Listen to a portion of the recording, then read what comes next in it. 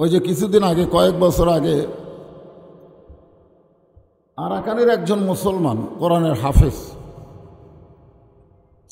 বার্মার সামরিক জান্তারা তাকে হত্যা করতেছে, সরাসরি গুলি করে না, জীবিত অবস্থায় তার হাত কাটতেছে, চোখ উবড়াচ্ছে। সে মুসলমান শুধু বলতেছে আলহামদুলিল্লাহ, আলহামদুলিল্লাহ, আলহামদুলিল্লাহ। ওরা তো বৌদ্ধ, তো জিজ্ঞাসা করতেছে যে তুমি মরে যাচ্ছ, এরপরেও তুমি আল্লাহর শুকর আদায় করতেছো কেন? উত্তরে বলতেছে আমার মৃত্যুটা ঈমানের উপরে হচ্ছে, আর ঈমানের উপরে যখন কারো মৃত্যু হয় সেটা আলহামদুলিল্লাহ। প্রশংসা কার? আল্লাহর। তা আমরা আল্লাহর প্রশংসা কেন করতেছি? এই কারণেই করতেছি যে আল্লাহ দুনিয়াতে আমাদেরকে প্রেরণ করার সময় ইচ্ছা করলে আমাদেরকে হিন্দুর ঘরে পাঠাবার পারতেন। একবার চিন্তা করে দেখেন বিবেক দিয়ে। আল্লাহ ইচ্ছা করলে আমাদেরকে ইহুদির ঘরে, খ্রিস্টানের ঘরেও পাঠাবার পারতেন, কিন্তু আল্লাহ রুহের জগতে আমাদের রুহগুলোকে আল্লাহর এত পছন্দ হলো যে হিন্দু, বৌদ্ধ, খ্রিস্টানদের ঘরে না পাঠায়া সরাসরি মুসলমানের ঘরে আমাদেরকে কবুল করলেন। আপনার কি মনে করতেছেন হিন্দুর ঘরে জন্ম নিয়ে মুসলমান হওয়া সহজ না কঠিন? যার প্রমাণ হলো নবীর চাচা আবু তালেব।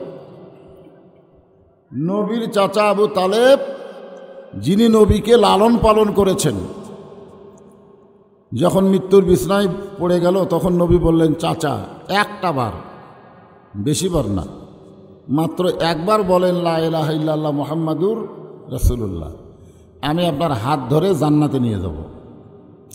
আমি নবী জান্নাতে যাওয়ার সময় আপনার হাত ধরে জান্নাতে নিয়ে যাব।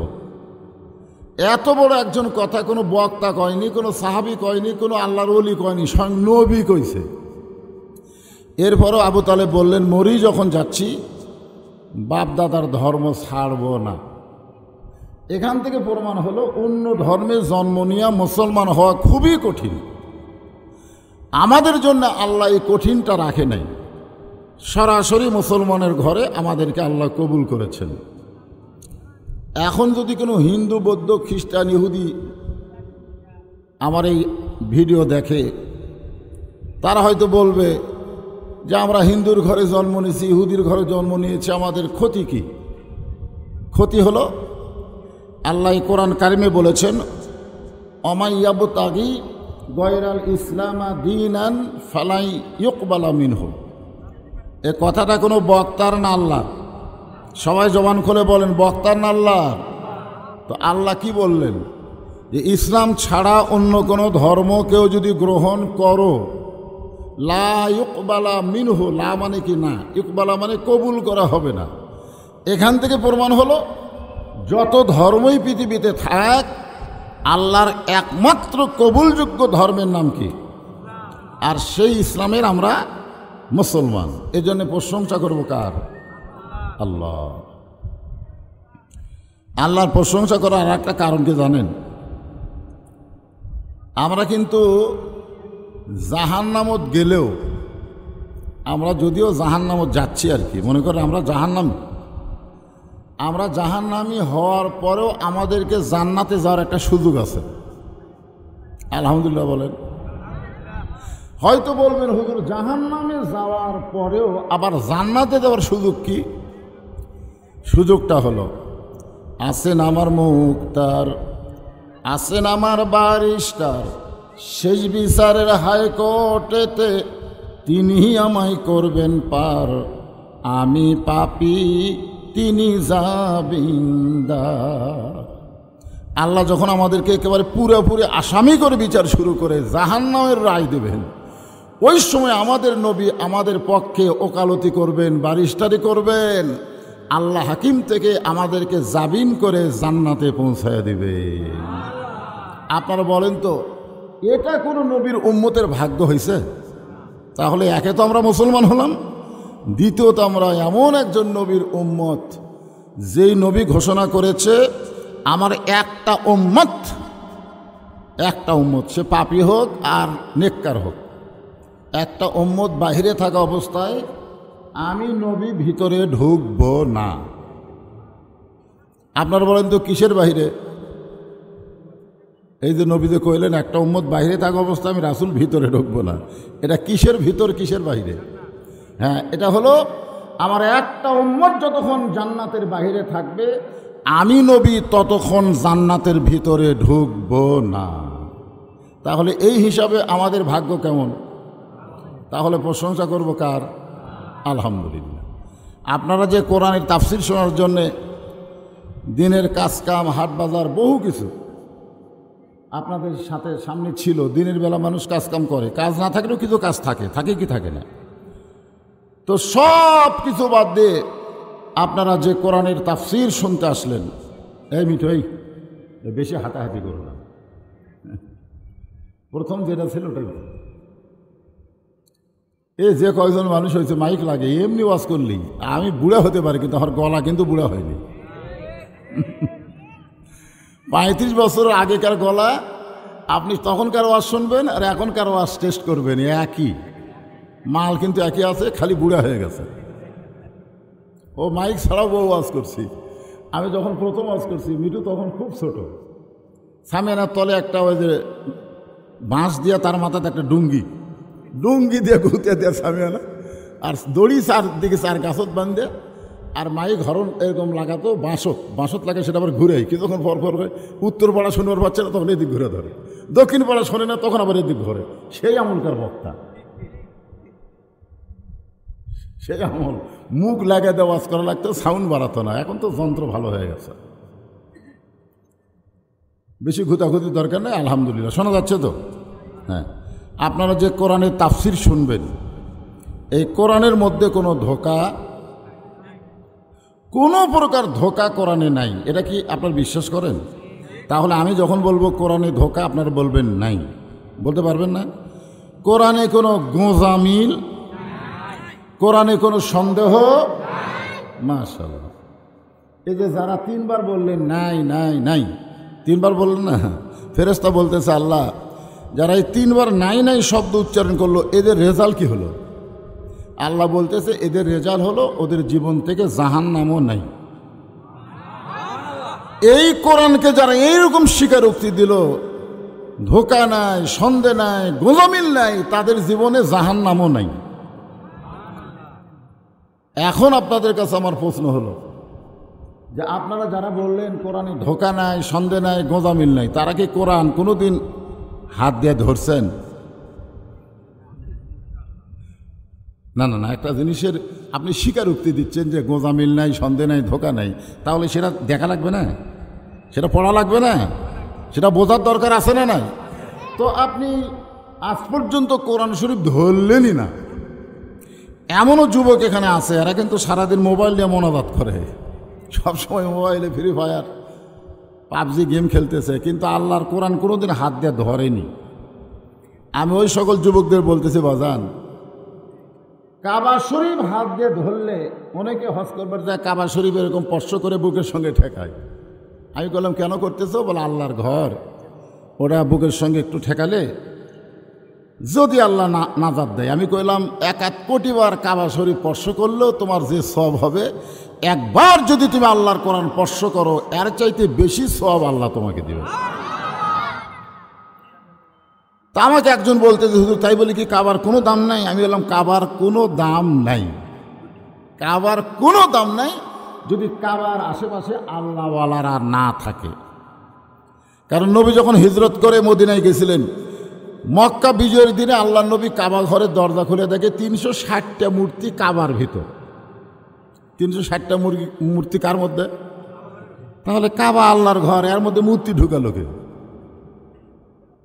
ওমর ফারুক বললেন ইয়া রাসূলুল্লাহ, আল্লাহর ঘর কাবা, অথচ কাফেরেরা মূর্তি ঢুকালো, আল্লাহ কিছুই করলো না। আল্লাহ রাসূল বলে, ওমর, কাবা আল্লাহর ঘর ঠিকই, কিন্তু কাবার কোনো পাওয়ার নেই। কাবার কি নাই? কোনো পাওয়ার নাই।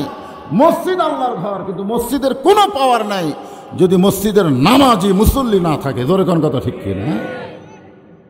মসজিদের মধ্যে অনেক সময় দেখবেন ঝাড়ঝুড় দিয়ে পরিষ্কার করে, আবার দেখবেন মুসল্লি যায় না, গোটা মসজিদ ধুলে ভরা থাকে। জোরে কোন কথা ঠিক কিনা? হ্যাঁ। তা আমি সেই পবিত্র কালামুল্লাহ শরীফ থেকে ছোট্ট একটা সূরা আপনাদের সামনে তাফসির করব। সেই সূরাটার নাম হলো সূরা আসর। জোরে বলে নাম কি? হ্যাঁ, আসর। কিছুক্ষণ পরে একটা নামাজও আমাদের সামনে আসতেছে, সে নামাজের নাম কি? আসর। মানে জোহর থেকে আসর। আমার ওয়াজের সময় কি জোহর থেকে আসর। আমি যখন ওয়াজে উঠছি তখন 1:45। ওয়াজ এক টানা চলবে 4টা। রাতে আমি ওয়াজ করি 10টা থেকে 12টা। জনগণ যায় আর কয়, হুজুর 12টা পর্যন্ত ওয়াজ করলো রে, অনেক ওয়াজ করছে 12টা পর্যন্ত। কিন্তু উঠছে কটায়? 10টায়। তাহলে হিসাব করে কয় ঘন্টা? আর আজকে আমি উঠলাম 1:45, ওয়াজ করবো 4টা। তাহলে কি রাতের চাইতে কম হবে না 15 মিনিট বেশি হবে? 15 মিনিট বেশি হবে। এই জন্যে কোনো সময় মনে করবেন না যে দিনের বেলা হুজুরকে দাওয়াত দিয়ে আমরা ঠকে গেলাম। ঠকেননি, বরং সময় 15 মিনিট বেশি পেলেন। এখন আসেন এই ছোট্ট সূরাকে। আপনারা কি খালি খাড়া হয়ে থাকবেন না বসবেন? ও যে দেখেন ওই সাইডে জায়গা আছে, বসেন। আল্লাহর রাস্তায় বসেন। 1 ঘন্টা ঘড়ি ধরে 60 মিনিট আপনি যদি ঈমান নিয়ে আমলের নিয়তে বসেন, আল্লাহওয়ালারা বলেছেন 60 বছর নফল ইবাদতের সওয়াব আল্লাহ আপনার আমল নামায় দিয়ে দেবে। এ বসা লাগবে, খাড়ায় থাকলে হবে না। হ্যাঁ, বসেন। যতদূর পর্যন্ত বসা যায় আপনারা বসার চেষ্টা করেন। আর এই মাহফিলের ভলেন্টিয়ারদের বলতেছি, বাবা তোমরা পারো একটু বসার ব্যবস্থা করে দাও। কোথায় বসাবে? জায়গাই তো হয় না। তো যাই হোক, এখন আসেন, আলোচনা শুরু হয়ে গেল। তাহলে যে সূরাটা নিয়ে তাফসির হবে, সূরাটার নাম কি? আসর। আর কিছুক্ষণ পরে যে নামাজ আসতেছে তার নাম কি? আসর। শোনেন, এই যে 5 ওয়াক্ত নামাজ আমরা আদায় করি, কয় ওয়াক্ত? 5 ওয়াক্ত। এই 5 ওয়াক্ত নামাজ যখন আল্লাহ নবীকে দিচ্ছেন, এই দেওয়াটা কিন্তু এমন জায়গা দেওয়া, বুঝলেন? এই গোটা কোরআন শরীফ নবী কিন্তু পাইছে দুনিয়ায়, যাকাত নবী দুনিয়াতে পাইছে, রমজানের রোজা নবী দুনিয়াতে পাইছে, কিন্তু এই নামাজটা আল্লাহ নবীকে দুনিয়াতে দেয়নি। এই ফাঁকা জায়গায় নামাজ দেওয়াটা আল্লাহ পছন্দ করেনি। এই জন্যে একেবারে মেরাজে নিয়ে যায় আল্লাহর আরশের ভিতরে এমন একটা জায়গা, যে জায়গায় সরাসরি আল্লাহ নবীকে নামাজ দিয়ে দিলেন, যেখানে কোনো জিব্রাইল টিব্রাইল কারো খাওয়া নেই, মানে কোনো ফেরেশতাও নাই, স্বয়ং আল্লাহ এবং নবী। জোরে কোন সুবহানাল্লাহ। যে আসরের 4 রাকাত নামাজ, যখন 4 রাকাত ফরজ, মানে সর্বসাকুল্যে 5 ওয়াক্ত নামাজ হলো 17 রাকাত। জোরে কোন কয় রাকাত? তার মধ্যে আসরের ফরজ হলো কয় রাকাত? 4 রাকাত। আমি অন্য নামাজের কথা বলবো না, শুধু আসরের নামাজ, কারণ সূরাটার নাম আসর, এই জন্য তাফসীর বুঝাতে আপনাদের সহজ হবে। আল্লাহর রাস্তায় হইচই না করে জবান বন্ধ রাখেন, কারণ অসংখ্য ফেরেশতারা আপনাকে দেখতে পারাইছে, বিশ্বাস করতেছেন না। এই যে সামিয়ানা টাঙ্গাই নাই, এখান থেকে আসমান পর্যন্ত হাজার হাজার ফেরেশতা শুধুমাত্র আপনাদেরকে দেখার জন্য আল্লাহ পাঠিয়ে দিয়েছে। জোরে কোন সুবহানাল্লাহ। আমাকে কি দাম যে ফেরেশতা আল্লাহ আমাকে দেখার জন্য পাঠালো। কেন পাঠাইছে? মাটির আদমকে আল্লাহ সৃষ্টি করিয়া ঘোষণা করিলেন আল্লাহ শ্রেষ্ঠ বলিয়া, তাই নূরের ফেরেশতা করে মানুষকে সেজদা, তাই নূরের ফেরেশতা করে মানুষকে সেজদা, সবার চেয়ে দিলেন মাটির মানুষকে সম্মান। একটু সবাই বলেন আল্লাহ আল্লাহ, এটা প্রশংসা হচ্ছে। আল্লাহ আল্লাহ তুমি জানলে জালালুহু, শেষ করা তো যায় না গায়া তোমার গুণগান। আলহামদুলিল্লাহ। তো ফেরেশতারা যদি এসে দেখে যে আপনারা হইচই করতেছেন, কারণ আল্লাহ কি বলেছেন? আল ইনসানু আশরাফুল মাখলুকাত। নাকেরা মারেফা যারা আলেম তারা বুঝতেছে, কারণ আল্লাহ নির্দিষ্ট করে বলতেছে কেবলমাত্র মানুষ সমস্ত সৃষ্টির মধ্যে ভদ্র। ধরে কোন সুবহানাল্লাহ। সবচাইতে ভদ্র সৃষ্টির নাম হলো মানুষ। তা আমরা কি এটা পোয়াল গছা বাজার পাচ্ছি? তাই এটা হলো কোরআনের মাহফিল, এই জন্য কোনো কথা হবে না, চুপ। যেখানে জায়গা দেখবেন কোনো একটা খাওয়ার অনুষ্ঠান হলে কোন জায়গায় ফাঁকা আছে ওটা জনগণ বলা লাগে, যে ওই জায়গা ফাঁকা আছে ওইখানে গিয়ে বস, বলা লাগে না, কারণ জানে বসলেই খাওয়া। ধর এখন বসলেই কি যেখানে ফাঁকা থাকে ওই জায়গা তুমি ইচ্ছা করে যায় বসে। তো আজকে বসলেই 60 বছরের নেকি, ধর এখন সুবহানাল্লাহ। আপনার কাছে নেকির দরকার বেশি না খাওয়ার গুরুত্ব বেশি? তো দেখেন ওইদিকে ফাঁকা আছে, ফাঁকের মধ্যে যা বসেন। আল্লাহ বলতেছেন ওয়াল আসর, আসরের শপথ করে আল্লাহ বললেন ইন্নাল ইনসানা লাফি খুসর। ইন্না মানে নিশ্চয়, শাব্দিক অর্থ আগে আপনারা শোনেন। ইন্না মানে কি? নিশ্চয়। ইনসান মানে মানুষ, ইনসান মানে মানুষ, লাফি মানে ভিতরে, খুসরুন মানে ক্ষতি। একত্রে অর্থ হলো নিশ্চয় মানুষগুলো ক্ষতির ভিতরে। মারাত্মক কথা। আদর করে মানুষ আল্লাহ বানায়া কেমনে দিবেন ক্ষতির মধ্যে ফেলিয়া। কত আদর করছে আল্লাহ। কোরআনে বলছেন লাকাদ খালাকনাল ইনসানা ফি আহসানি তাকবীম। জান্নাতের হুর নয়, ফেরেশতা নয়, আমার যত সৃষ্টি আছে কোনো সৃষ্টি নয়, মানুষের চেহারাকে আমি আল্লাহ সর্বসুন্দর করে সৃষ্টি করেছি। কত বড় কথা আল্লাহ বলতেছেন। আপনারা মনে করছেন ফেরেশতারা সুন্দর, জান্নাতের হুর সুন্দর? অনেকে বউ বাদ দেয় হুরের ধান্দা করে, অনেকে হুর হুর পাওয়ার ধান্দা করে। জান্নাতে গেলে হুর পাবো রে, দুনিয়াতে না হয় ঠকছি ঠকছি, মরার পরে ঠকবো না।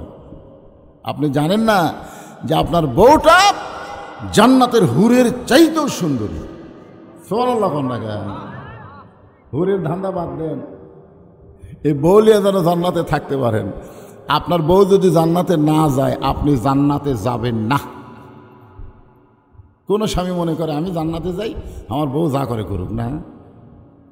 আল্লাহ বলেছেন কু আনফুসাকুম ওয়া আহলিকুম নার।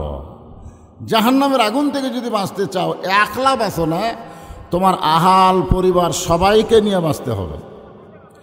আপনি নামাজ পড়বেন আর আপনার বউয়েরা স্টার জলসা জি বাংলা দেখবে। আপনি পরেশগার হবেন, আপনার বউ বেপরদা হয়ে ঘুরবে। আপনি মনে করতেছেন আমি জান্নাতে যাব, কখনোই সম্ভব না। জান্নাতে যাবার গেলে বউ সাথে, সন্তানকে সাথে নিয়ে জান্নাতে যাওয়া লাগবে। এ কথা কার? আল্লাহ। তাহলে আল্লাহ বলতেছেন নিশ্চয় মানুষগুলো ক্ষতির ভিতরে। মানুষগুলো ক্ষতির ভিতরে কেন, এটা বোঝাতে গিয়ে আমি আপনাদের বলতেছি আসরের এই যে 4 রাকাত ফরজ নামাজ আল্লাহ নবীকে দিচ্ছেন, নবী নিচ্ছেন। সুবহানাল্লাহ। দেওয়া নেওয়া কে দিচ্ছেন আর নিচ্ছেন কে? নামাজ কার? আল্লাহ কোরআনে বলেছেন ইন্না সলাতি ওয়া নুসুখি ওয়া মাহইয়ায়া ওয়া মামাতি লিল্লাহি রাব্বিল আলামিন। নিশ্চয় নামাজ, কুরবানি, বেঁচে থাকা, মরে যাওয়া, লিল্লাহি রাব্বিল আলামিন, সব কার জন্যে? সব আল্লাহর জন্যে। তো আমাদের নবী যখন আসরের 4 রাকাত নামাজ নিচ্ছেন তখন আল্লাহকে বলতেছেন আল্লাহ এই আসরের 4 রাকাত নামাজ আদায় করলে আমার উম্মতের কি হবে? খুব খেয়াল করবেন, নবী কিন্তু কোনোদিন নিজের কথা আল্লাহকে বলেনি।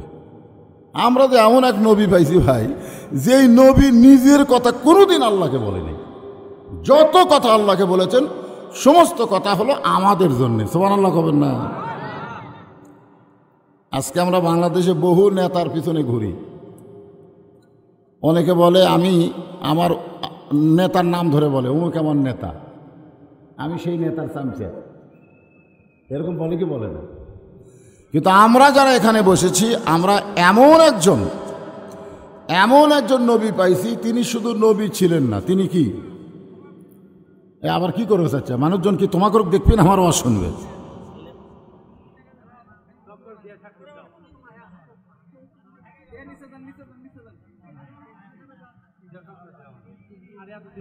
একটু জিকির করেন, লা ইলাহা ইল্লাল্লাহ, লা ইলাহা ইল্লাল্লাহ, লা ইলাহা ইল্লাল্লাহ, লা ইলাহা ইল্লাল্লাহ, মুহাম্মাদুর রাসূলুল্লাহ সাল্লাল্লাহু আলাইহি ওয়াসাল্লাম। এখন বলেন আসরের 4 রাকাত নামাজ পড়লে আমাদের কি হবে? আল্লাহ বললেন, হাবিব, আসরের 4 রাকাত নামাজ, এই নামাজ যখন আপনার উম্মতেরা আদায় করবে, এই নামাজকে বলা হয় সালাতুল উস্তাহ। জোরে কোন কি? আসরের 4 রাকাত নামাজ যদি কেউ নিজের জিম্মায় আদায় করে, বাকি 4 ওয়াক্ত নামাজ আল্লাহর জিম্মায় আদায় করা আল্লাহ সহজ করে দেয়। আপনারা বলেন আসরের নামাজের গুরুত্ব আছে না নাই? আল্লাহ বলেন, হাবিব, আপনার উপর যেই কোরআন আমি নাজিল করেছি,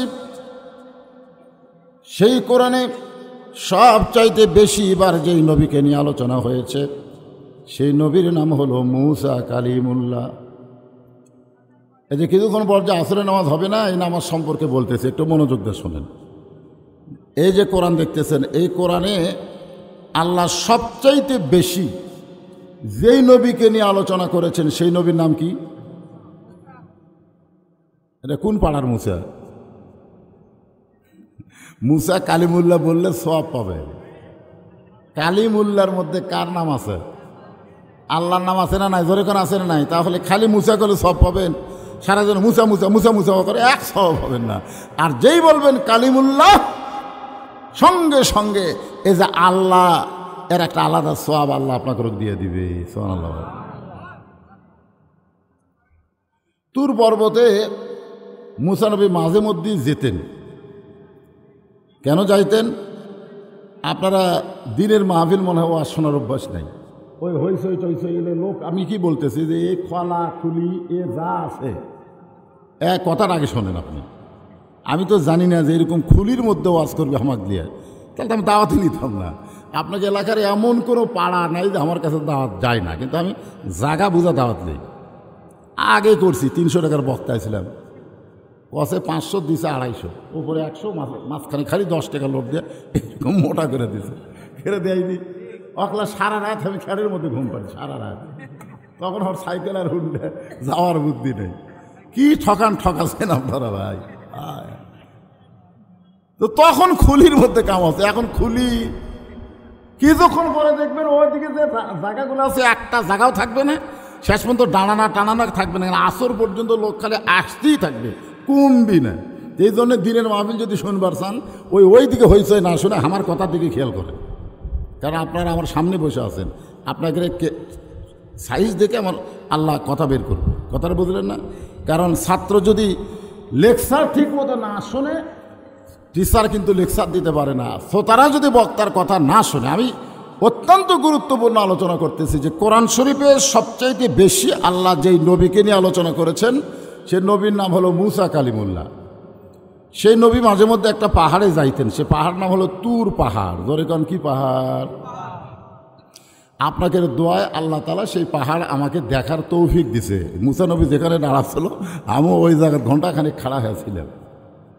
আল্লাহ পৃথিবীর অনেক জায়গা আপনাকে দোয়ায় আমাকে দেখার আল্লাহ তৌফিক দিয়েছে ইনশাল্লাহ। তো এখন আল্লাহ নবী বলেছেন, মূসা নবী তুর পর্বতে গেলে আল্লাহ যেমন মূসার উপর খুশি হয়, আমার উম্মতেরা দৈনিক 5 বার যদি মসজিদে যায়, এর চাইতেও আল্লাহ বেশি খুশি হয়। দৈনিক কয়বার? আপনারা কয়বার যান? সবাই বলতেছেন না, যায় না সবাই। বলতে যে হুজুর মসজিদ দোতলা করা লাগবে, কেন করবা? বলে মুসল্লি ধরে না, এই জন্যই দোতলা। তা আমি বললাম, মুসল্লি এত বেশি হয়েছে, দোতলা করা লাগবে? তো ফজরের নামাজের খবর কি? ফজরে এক কাতারে হয় না। জোহরের খবর কি? কয় ফজরের মতোই। আসরের খবর কি? কয় আরও কমে গেছে। মাগরিবে কোনো মতে 1.5 কাতার হয়, এশা ফজর না এশাও তাই। তো মসজিদের মধ্যে কয় কাতার? কয় 9 কাতার। তো 9 কাতারের এখন পর্যন্ত 2 কাতারই মুসল্লি হয় না, তাহলে দোতলা করবা কেন? তখন বলতেছে হুজুর ওই যে জুমার দিনে সবার শেষে এসে আগে যায়, ওই শালাকের জন্য দোতলা করা লাগতেছে। সবার শেষে আসে আগে যায়, ওরকে জন্য দোতলা। শোনেন, লা সলাতা লা ইমানা, যার নামাজ নাই তার ইমান নাই, এটা জুম্মার নামাজ সম্পর্কে বলা হয়নি, এটা বলা হয়েছে 5 ওয়াক্ত নামাজ সম্পর্কে। লা সলাতা লা দিনা, যার নামাজ নাই তার কোনো ধর্ম নাই, এটা জুমার নামাজ সম্পর্কে বলা হয় নাই, এটা 5 ওয়াক্ত নামাজ সম্পর্কে বলা হয়েছে। বাইনাল আবদি ওয়াল কুফরি তরকুস সালাত, বান্দার কাফের মধ্যে পৃথক করার জিনিসটার নামই হলো নামাজ, এটা জুমার নামাজ সম্পর্কে বলা হয় নাই, এটা 5 ওয়াক্ত নামাজ সম্পর্কে বলা হয়েছে। মান তারাকা সালাতু মুতাম্মিদান ফাকাদা কাফারা, ইচ্ছা করে 5 ওয়াক্তর একটা ওয়াক্ত নামাজ যারা বাদ দিল তারা আল্লাহর সঙ্গে কুফরি করলো, এটা 5 ওয়াক্ত সম্পর্কে বলা হয়েছে, জুম্মা সম্পর্কে বলা হয় নাই। যারা 5 ওয়াক্ত মসজিদে আসেন না, জুমার দিন আসেন, আল্লাহ তাদের সম্পর্কে বলছে ফাওয়াইলুল লিল মুসাল্লিন, ফুটবলের মতো লাত্তা লাত্তা এদেরকে জাহান্নামে ফেলে দেওয়া হবে। ফুটবল যেরকম লাত্তাই, এই জুমার নামাজে করে লাত্তা লাত্তা জাহান্নামে দিবে।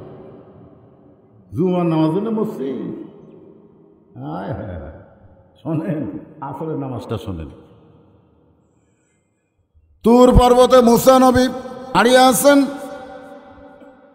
এমন সময় আল্লাহ ডাকটা বলে, মুসা কতক্ষণ হলে দাঁড়িয়ে আস? বসে আছে না দাঁড়া আছে?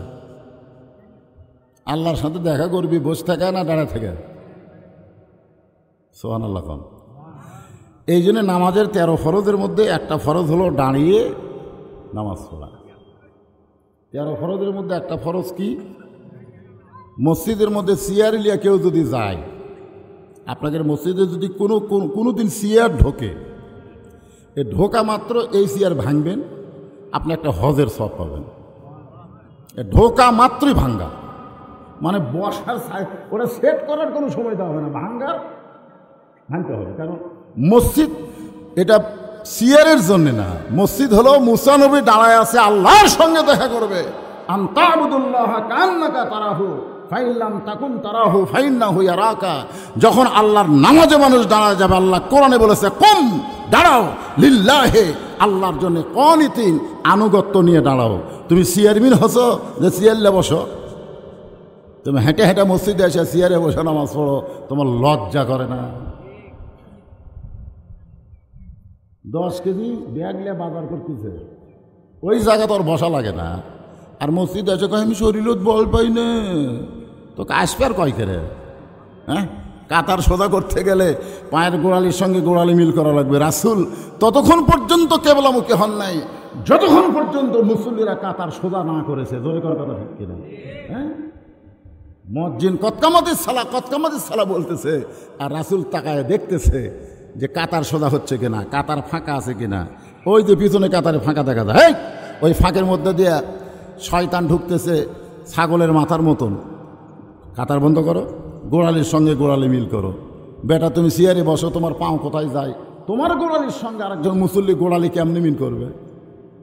জামাতে নামাজ পড়া যেমন ওয়াজিব, কাতার সোজা করা তার চাইতে বড় ওয়াজিব। আপনি যতই জামাতে নামাজ পড়েন, যদি কাতার সোজা না হয় একটা সওয়াবও আপনি পাবেন না। নামাজ হবে কিন্তু জামাতের সওয়াব পাবেন না। তা আমরা মসজিদে কি করবার যাই? জামাত করবার যাই না? জোরে কোন জামাত করতে যাই কি যায় না? একটু খেয়াল করে শুনবেন। আল্লাহ বলে, মুসা তোমার খবর কি? যেরকম আমি বললাম আপনারা কেমন আছেন, সকলে বললেন আলহামদুলিল্লাহ। কে যেন মাঝখানে বললো, হুজুর আপনি কেমন আছেন? বললেন আপনারা তো। আল্লাহ বলতেছে, মুসা তোমার খবর কি? মুসা বলতেছে আলহামদুলিল্লাহ।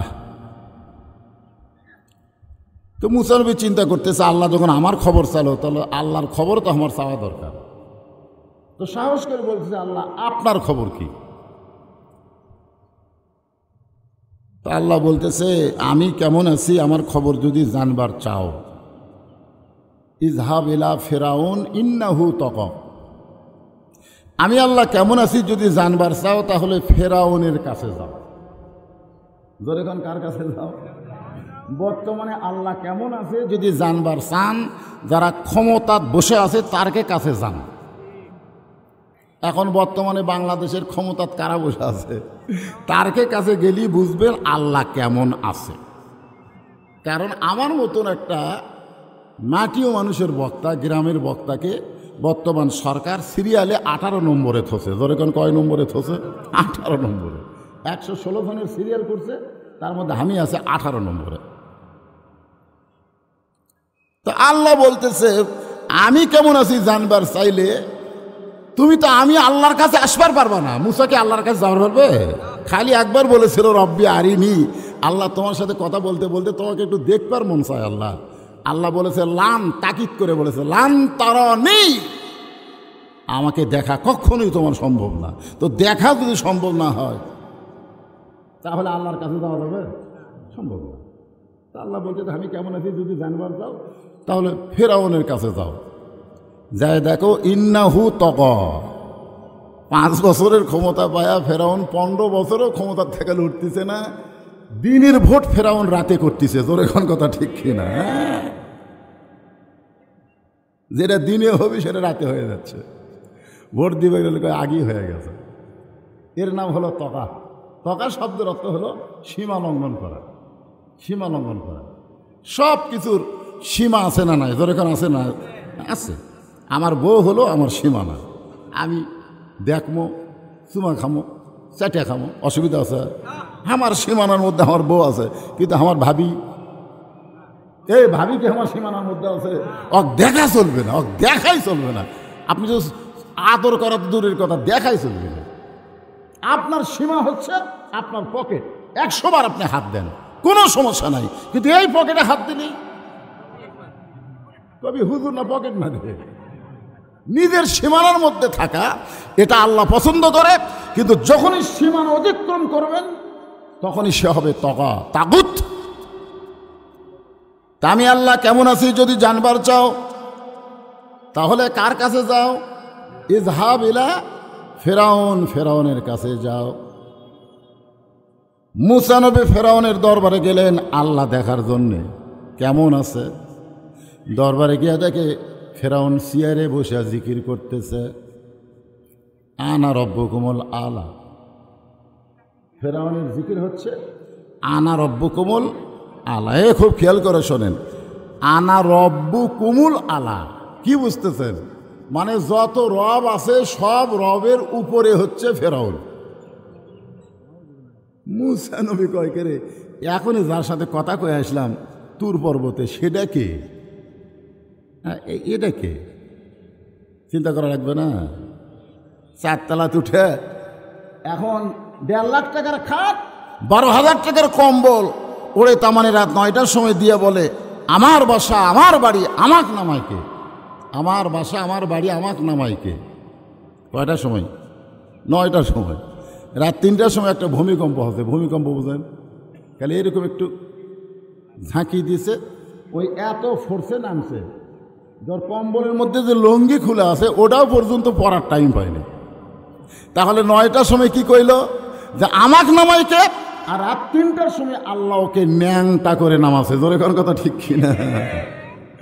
কতকগুলা ফেরাউনের গোষ্ঠী আছে মাজাত বললে এরকম মাইক পায় কয় খেলা হবি খেলা হবি খেলা হবি। আগামী 23 সালে খেলার চাল পাল্টে যাবে। জোরে কোন কথা ঠিক কিনা? খেলা আমরাও জানি। আপনার কি বলেন? খেলা আমরা জানি না?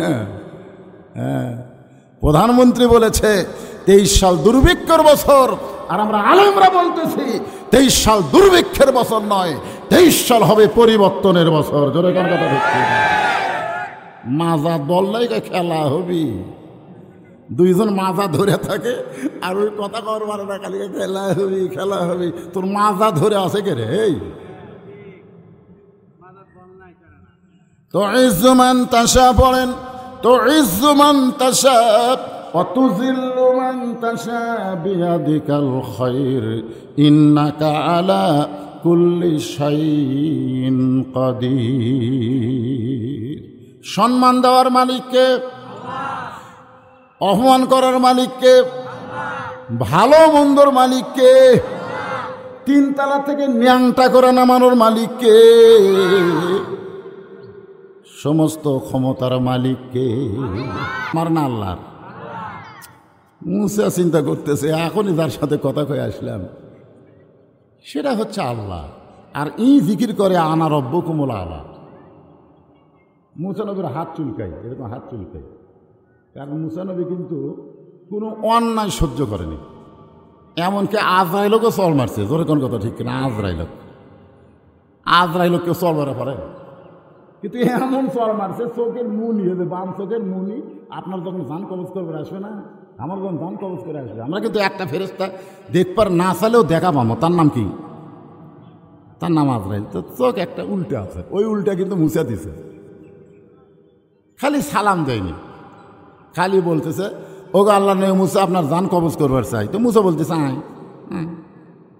তা আজরাইল যখন আসতেছে তখন মুসা সরাসরি আল্লাহ বলতেছে, আল্লাহ আমার ডিগ্রি তুমি দিছে কালিমুল্লাহ, কালিমুল্লাহ ডিগ্রি পাও নবীকে, এই বেটা সালাম না দিয়ে জান কবজ করবার চাই।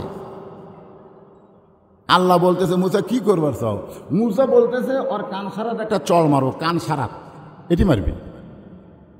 তো আল্লাহ কয় মুসা তোমার হাত কুটি আর আজরাইল কুটি, তুমি কি ওর কান সারা হাতত পাবা? তো মুসা বলতেছে আল্লাহ তুমি কি মনে করো আমি একলা চড় মারবো? তা আল্লাহ কয় তোমার সঙ্গে আবার কে থাকবে? বিসমিল্লাহ, বিসমিল্লাহ কয়ে মারবো। তো বিসমিল্লাহ কয়ে যদি না লাগে তাহলে তোমার ক্ষমতা কুড়ি গেল। এমন বেকায়দা, আজরাইল কাছে আসতে বিসমিল্লাহ কষে, আল্লাহর মুসা নবীর হাত লম্বা করে আল্লাহর হাত কুদরতি হাত জোড়া দিয়ে, আসলে খালি মুসার হাত না আল্লাহরও হাত আছে, আছে না নাই? তাবারাকাল্লাযী বিয়াদিহিল মুলক, এমন চড় খাসে চোখের মনি উল্টে গেছে। এখন সেই মুসার সামনে ফেরাউন বলতেছে আনা রব্বুকুমুল আলা। মুসা নবীর রাগ কম না বেশি? মুসা নবী যখন হাত চুলকায় আল্লাহ ডাক দেয় বলে ওদো ইলা সাবিলি রব্বিকা বিল হিকমা মাউইযাতিল হাসানা। মুসা রে আমি আল্লাহ কেমন আছি এইটা জানবার চাইছো? আমি তোমাকে ফেরাউনের কাছে পাঠাইছি, কিন্তু ফেরাউনের সঙ্গে যুদ্ধ করার জন্য পাঠাই নাই, বরং ফেরাউনকে তুমি হিকমতের সঙ্গে দাওয়াত দাও। তুমি দাওয়াত দাও আজকে আমাদের বাংলাদেশে যারা ফেরাউনি চর্চা করে তাদের সঙ্গে আমরা কোনো যুদ্ধ করব না, আমরা তাদেরকে আল্লাহর কোরআনের দাওয়াত দেব। জোরে বলেন কথা ঠিক কি না? কারণ আল্লাহ কোরআনে বলেন ওয়ামান আহসানু কাওলাম মিম্মান দাআ ইলাল্লাহ ওয়া আমিলা সালিহান ওয়া ক্বালা ইন্নানী মিনাল মুসলিমিন। মুসা বলতেছে লা ইলাহা ইল্লাল্লাহু মুসা কালিমুল্লাহ। ফেরাউন কি জিকির করতেছে আনা রব্বুকুমুল আলা, আমি হলাম সবচাইতে বড় আল্লাহ। মুসা বলতেছে লা ইলাহা ইল্লাল্লাহ। এই তুই কিসের আল্লাহ রে? আর আমি হলাম সে আল্লাহর মুসা কালিমুল্লাহ। যেই কইছে ফেরাউন কাঁপতে কাঁপতে চেয়ার থেকে খাড়া হচ্ছে, কাঁপতে কাঁপতে, শরীরত বল নাই কিন্তু চাপা ঠিক আছে। জোরে কোন কি ঠিক আছে? চাপা চাপা। ফেরাউন চেয়ার থেকে লাভ ধরে বলতেছে মুসা তোর আল্লাহর কলেমার দাওয়াত দিবি, তোর আল্লাহর জাকাত যা, আমার রাজত্বের মধ্যে তোরা আল্লাহর কোনো দাওয়াত চলবে না। আবার কি হলো? এই কোন দিকে কি কথা শোনা যাচ্ছে না? তোর আল্লাহ, ফেরাউন কি বলতেছে? তোর আল্লাহর দাওয়াত দিলে তোর আল্লাহর জাকাত যা, আমার রাজত্বের মধ্যে তোর আল্লাহর দাওয়াত চলবে না। যেরকম বর্তমানে গান বাজনা হলে কোনো সমস্যা নাই, কোরআনের মাহফিল করতে গেলে ফেরাউনের কাছে অনুমতি নেওয়া লাগে। জোরে কোন কথা ঠিক কিনা? অনুমতি নেওয়া লাগে। কোন থানার পুলিশ হোক ওসিক যায় যদি বলে যে আমরা কি হলো ভাই কি হলো, এই ঠিকই তো আছিল, আমি কিন্তু ওরে প্রথম কইছে হাত দিস না রে বাবা, সাউন্ড ঠিক নাই, তা আবার হাত দেন কে? ঠিক আছে আলহামদুলিল্লাহ। আচ্ছা কমে গেছে, কমে গেছে, যাও একটু বেড়া দাও। লা ইলাহা ইল্লাল্লাহ লা ইলাহা ইল্লাল্লাহ, লা ইলাহা ইল্লাল্লাহ মুহাম্মাদুর রাসূলুল্লাহ। ঠিক? সাউন্ড ঠিক? ঠিক। আচ্ছা, আলহামদুলিল্লাহ। এখন কোন ওসি সাহেবের কাছে বলতেছে যে আমরা পোয়ালগাছা কোরআনের মাহফিল করব, অনুমতি দেন। যে লোকটা অনুমতি নিবার গেছে, ওর হবে কবিরা গুনাহ। এখন কি গুনাহ? আর যাই অনুমতি দিচ্ছে যদি কয় হবে না, ওই হয়ে যাবে কাফের। একটা ডাহা ফতুয়া। অনুমতি নিবার গেলে হবে কবিরা গুনাহ, কিন্তু আমরা কোরআনের মাহফিল করব, অনুমতির কি দরকার? হ্যাঁ, অনুমতি কি দরকার? আবার জায়গা করে কোন বক্তা ওয়াজ করবি, কই বলবি রশিদ, ওরে বাবা রে, এটা চলবি না রে। এই শেরপুর, সাধানপুর, এই ধনুট, এই কয় উপজেলা তোমার ঢুক পারি দিচ্ছে না। আজ ঢুকিনি আমি, ফাটাফাটি ওয়াজ হবে, যা হয় কেন হবে।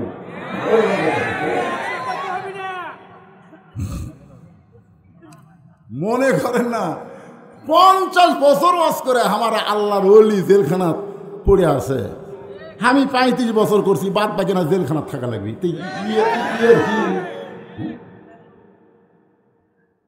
ছোট থেকে যার ওয়াজ শুনে শুনে কান্দা কান্দা করেছে, আল্লাহ আল্লামা সাইদের মতো বক্তা করো, আল্লাহ হুজুরের মতো বক্তা না হওয়ার পারি না, জুতে হওয়ার তৌফিক দাও। ছোট থেকে যার জন্য দোয়া করছি, আজ তাই জেলখানাত আছে, আর আমি বাইরে থেকে তেলটা আওয়াজ। একটু মনোযোগ দিয়ে কথা শুনবেন। আসরের 4 রাকাত ফরজ নামাজ কেমনে পাইলাম, আর সূরা আসরের তাফসীর আপনাদের সামনে একেবারে 4টা পর্যন্ত হবে, কোনো সমস্যা নাই, মনোযোগ দিয়ে শুনবেন। ফেরাউন বলতে যে মুসা, তোর আল্লাহর জিকির যদি করবার চাস, তোর আল্লাহর জাগাত যা, আমার রাজত্বের মধ্যে তোর আল্লাহর জিকির চলবে না। সঙ্গে সঙ্গে মুসা নবী বলতেছে, ফেরাউন তাহলে জাগা বাঁটা দে, জাগা বাঁটা দাও। কতটুকু আল্লাহর, কতটুকু ফেরাউনের? আপনারা কি জাগা বাঁটছেন? বাঁটেননি? তাহলে কেন বলতেছেন যে ও যে দেখতেছেন হুজুর, ওটা আমার বাড়ি, ওই সাইডে ওটা আমার ভাইয়ের বাড়ি, ওই সাইডে আমার চাচার বাড়ি, ওই সাইডে আমার বাপের বাড়ি, আর এই সাইডে সব আমাদের গোনা গোষ্ঠী, সবই যদি তোমাকে হয় তাহলে আল্লাহর। তখন বলতে হুজুর আল্লাহটা দেখতে গেলে 2 মিনিট হাঁটা লাগবে। মানে আল্লাহটা দেখতে গেলে কয় মিনিট হাঁটা লাগবে? তো চলো দেখে আসি, আল্লাহর জায়গাটা দেখি পারে, আল্লাহর জায়গা কীরকম। তো আল্লাহর জায়গা দেখা পারে মসজিদের সামনে গিয়ে বলতে যে হুজুর এখানেও আল্লাহর কিছু ছিল না, এখানেও আল্লাহর কিছু ছিল না, আমার চাচা এই 10 শতক আল্লাহ দান করছে, আমার চাচা এই 10 শতক আল্লাহ দান করছে, আর আমরা টাকা পয়সা দিয়ে আল্লাহ ঘর বানা দিছি। তখন ফেরেশতা কয়, আল্লাহ এটা কোন দেশ, যেই দেশে তোমার কোনোই জায়গা নাই, ওর চাচা দান করলে তোমার জায়গা হয়, আর ওরা টাকা দিয়ে তোমার ঘর বানা দেয়, ওই দেশের নাম কি? আল্লাহ বলতেছে আপাতত ওই দেশ ফেরাউন চালাচ্ছে, দেশের নাম হলো বাংলাদেশ। আপাতত ওই দেশকে চালাচ্ছে, কথা কান্না কে চালাচ্ছে? ফেরাউন কোনো মানুষের নাম না, ফেরাউন কোনো মানুষের নাম। সব মানুষ বিশ্বাস করে মসজিদ আল্লাহ। আমি নিজের চোখে দেখছি, ডান পাশে আওয়ামী লীগ, বাম পাশে বিএনপি, মাঝখানে জামাত, 3 জন মিলা নামাজ পড়বি। এখন ইমামতি করবি কে? 3 জন মিলা মসজিদে যায় কয় এখন নামাজ তো আমরা 3 জন পড়বো, ভাইরে ইমাম কে হবে? আওয়ামী লীগ বলতেছে সারা জীবন পড়িছি, পড়াবার পারি না। বিএনপি বলতেছে আমি খুব বেশি পারলে আকামত দিবার পারি। জামাত ইসলাম কয় তাহলে আমি জানা তার কেউ ইমাম নাই, আমি কিন্তু যুদ্ধ অপরাধী, এখন তোমরা করবা কি? তখন আওয়ামী লীগ আর বিএনপি বলতে যে ভাই বাইরে যা করি করি ভাই রে, কিন্তু আল্লাহর ঘরের মধ্যে কোনো রাজনীতি চলবি? যা তুই সামনে যা। এখন জামাত ইসলাম সামনে গেছে, এরা 2 জন বলতেছে একটু দেই তো পেঁয়াজ আলাই, তোর নেতা কে? তুই কোন নেতার ইক্তেদা করিস? মসজিদের মধ্যে যেই নেতার ইক্তেদা করলাম, সমাজের মধ্যে সেই নেতাকে ইক্তেদা করো। মসজিদ যেমন সুন্দর, গোটা বাংলাদেশ তেমন সুন্দর হবে। তোর কথা দেখতে মসজিদের মধ্যে তুমি হুজুরক বানাবার নেতা, আর বাইরে এসে খাড়া হয়ে পেশাব করে ওই শয়তান তোমার নেতা। লাকাদ কানা লাকুম ফি রাসূলিল্লাহি উসওয়াতুন হাসানাহ। যদি সফলতা অর্জন করতে চাও তাহলে দুনিয়ার সমস্ত পানসা নেতা বাদ দিয়া রাসূলকে তোমাদের আদর্শ হিসেবে গ্রহণ করে নাও। ওই রাসূলের নায়েব যারা, ওয়ারিস যারা, সেই আলেমদেরকে তোমরা ভালো জায়গা দিলা, আর খারাপ জায়গাগুলো তোমরা দখল করে নিলা। একটু মনোযোগ দেন। সঙ্গে সঙ্গে মুসা নবী বলে, রে ফেরাউন, তুমি যে আল্লাহর দাবি করতেছো, তুমি কি খাওয়া দাওয়া করো? তুমি যে বলতেছো আনা রব্বুকুমুল আলা, তুমি সবচাইতে বড় আল্লাহ, তুমি কি খাওয়া দাওয়া করো? কারণ আমি যে আল্লাহর গোলামি করি সে আল্লাহ খায় না, খালি খাওয়ায়। আমরা যে আল্লাহর নামাজ পড়ি সে আল্লাহ খায়। আল্লাহ কোরআনে বলেছেন, ওমা মিন দাব্বাতিন ফিল আরদি ইল্লা আলাল্লাহি রিজকুহা। পৃথিবীতে এমন কোনো বিচরণশীল প্রাণী নাই যার রিজেকের ব্যবস্থা আমার আল্লাহ করেনি। এই জন্য আল্লাহর এক নাম কি? রাজ্জাক। জোরেকার নাম কি? রাজ্জাক। তো মুসা নবী বলতেছে, ফেরাউন, তুমি যে আল্লাহর দাবি করতেছো, তুমি কি খাওয়াও না খাও? তো ফেরাউনের কাছে এক মন্ত্রী বসে আছে, বুঝলেন? ওর নাম হলো হামান। যেরকম ওর নাম কি? ওই হামান বলতেছে আমার আল্লাহ খায়। মুসা মুসকে মুসকে হাসতেছে, কারণ তুই তো হামান, তুই মেম্বরে দাঁড়ালে ভোট পাবো না। তোর যে পজিশন রে হামান, একটা চেয়ারম্যান হওয়ার মতন ভোট তোর বাংলাদেশ নাই। বিনা ভোটে এমপি হইয়া তোর যা মশান হচ্ছে ভাই, তোর একবার কথা ঠিক। আপনাকে নন্দীগ্রামে একটা এমপি হয়েছিল তানসেন, তোর এখন কি সেন, ওই একটা চেয়ারম্যান হওয়ার পারবি না, ওই হয়ে গেছে এমপি। ওরে বাবা রে, দাঁড়াতো চেয়ারম্যান দাঁড়াতে কয়টা ভোট আছে? বিনা ভোটে মন্ত্রী, তোর এখন বিনা ভোটে কি? এখন মুসা বলতে যে, হামান রে, তোর তো চেয়ারম্যান মেম্বার হওয়ার কোনো যোগ্যতা নাই। বিনা ভোটে ফেরাউনের মন্ত্রী হইয়া তুই তো ফেরাউনকে আল্লাহ বলবি? তুই তো ফেরাউনকে নষ্ট করে দিলি। আসলে ফেরাউন এত খারাপ ছিল না, ফেরাউনকে খারাপ করেছে হামানের গোষ্ঠী। ধরে কোন ঠিক কি না? এত খারাপ ফেরাউন ছিল না। ফেরাউন গভীর রাত্রে মাজাত গামছা বান্ধা আল্লাহর কাছে বলতো, আল্লাহ, জনগণ পানি চায়, কিন্তু পানি যে হয় না আল্লাহ। ওরা আমার কাছে পানি চায়, ওরা তো জানে না পানি আমি দিবার পারবো না। পানি দেওয়ার মালিক তুমি। আল্লাহ কান ধরতেছি, তওবা করতেছি, আল্লাহ আজকের মতো পানি দাও, আজকের মতো একটু বৃষ্টি দিয়ে দাও। আল্লাহ রাতে বৃষ্টি দিল। জনগণ ফেরাউনকে আল্লাহ বলে বলতেছে, এই বৃষ্টি তো পাওয়া হয়ে গেছে। ফেরাউন মনে মনে কয়, আমি বৃষ্টি দেওয়ার মালিক না, বৃষ্টির মালিক হচ্ছে আমার আল্লাহ। গোপনে গোপনে তাহাজ্জুদ পড়ে, আবার আলেমদের হাতে হ্যান্ডকাপ লাগায় জেলখানায় ঢুকায়। জোরে কোন কথা ঠিক কিনা? গোপনে গোপনে তাহাজ্জুদের নামাজ পড়ে, আবার আলেমদের হাতে হ্যান্ডকাপ লাগায়। চোর ডাকাতগুলো সিনা টান করে ঘরে, আর বাংলার বড় বড় আলেমরা এখন জেলখানা। যে হাতের সঙ্গে মুসাফা করার জন্য মানুষ পাগল হয়ে যায়। আমি টেস্ট থেকে নামার পরে মানুষ আমাকে ভিড় করে নিয়ে যায়, 4-5 জন এরকম কেসি দিয়ে নিয়ে যায়। কী জন্য নিয়ে যায়? কারণ 100 লোক গানে আছে, খালি আমার হাতের সাথে হাত ঠেকাবি। আমি কই করে আমার হাতের সাথে হাত ঠেকাবো, আর কত হুজুরের হাতও হ্যান্ডকাপ লাগিয়ে নিয়ে যাচ্ছে রে। এই হাতের সাথে জনগণ হাত ঠেকাবি, তাঁত লাগাবে হ্যান্ডকাপ। ধরে কান কি কাপ? যুবকদের আইডল, কলিজা ফেটে যায়। আমির হামজার মতন সুন্দর ওয়াজ আসো বাংলার জমিনে কোন যুবক বক্তা করে না। ধরে কোন কথা ঠিক কিনা? কোরআনের কত পারা, কয় নম্বর সূরা, কয় নম্বর আয়াত, এত সুন্দর ওয়াজ করে যেই বেচারা। আজকে সেই ছেলেটা জেলখানার মধ্যে রয়েছে। তার কচি বাচ্চা 2টা মেয়ে সকালে কান্দে, বিকালে কান্দে, আর যুবতী বউ জানলা ধরে কাঁদতেছে। আর বলতেছে আল্লাহ এটা কোন দেশ? যেই দেশের 90% মানুষ মুসলমান, আর সেই দেশে কোরআনের পাখিরা জেলখানা। কোন দেশ? আহা, একটু মনোযোগ দিয়ে শুনবেন। মুসা বলতেছে, রে ফেরাউন, আল্লাহর দাবি করে যদি খাওয়া দাওয়া করো তাহলে তোমার কিন্তু বিপদ আছে, কারণ খাওয়া দাওয়ার মধ্যে কম বেশি হলেই বিপদ হবে। জোরে কোন কথা ঠিক কিনা? একটু বেশি খাচ্ছেন, নিজের বাড়িতে গোস্ত 700 টাকা কেজি, 4 কেজি আলু, 1 কেজি গোস্ত, বউ যখন তরকারি দেয় 2 টুকরা গোস্ত আপনার পাতে আইসে, আপনি রাগ করে বলতেছেন, এই ফকুনির বিড়ি, এই গোস্তের দাম জানিস, গোস্তের দাম জানিস? আলু খালি হবে, আলু দিয়ে 2 থালি ভাত খাচ্ছে। নিজের বাড়িতে গোস্তের দাম হিসাব করছে, ওই লোকটা পরের বাড়িতে পরের দিন দাওয়াত খাবার গেছে, 4 কেজি গোস্ত, 1 কেজি আলু, গোস্তই 4 কেজি, আলু কয় কেজি?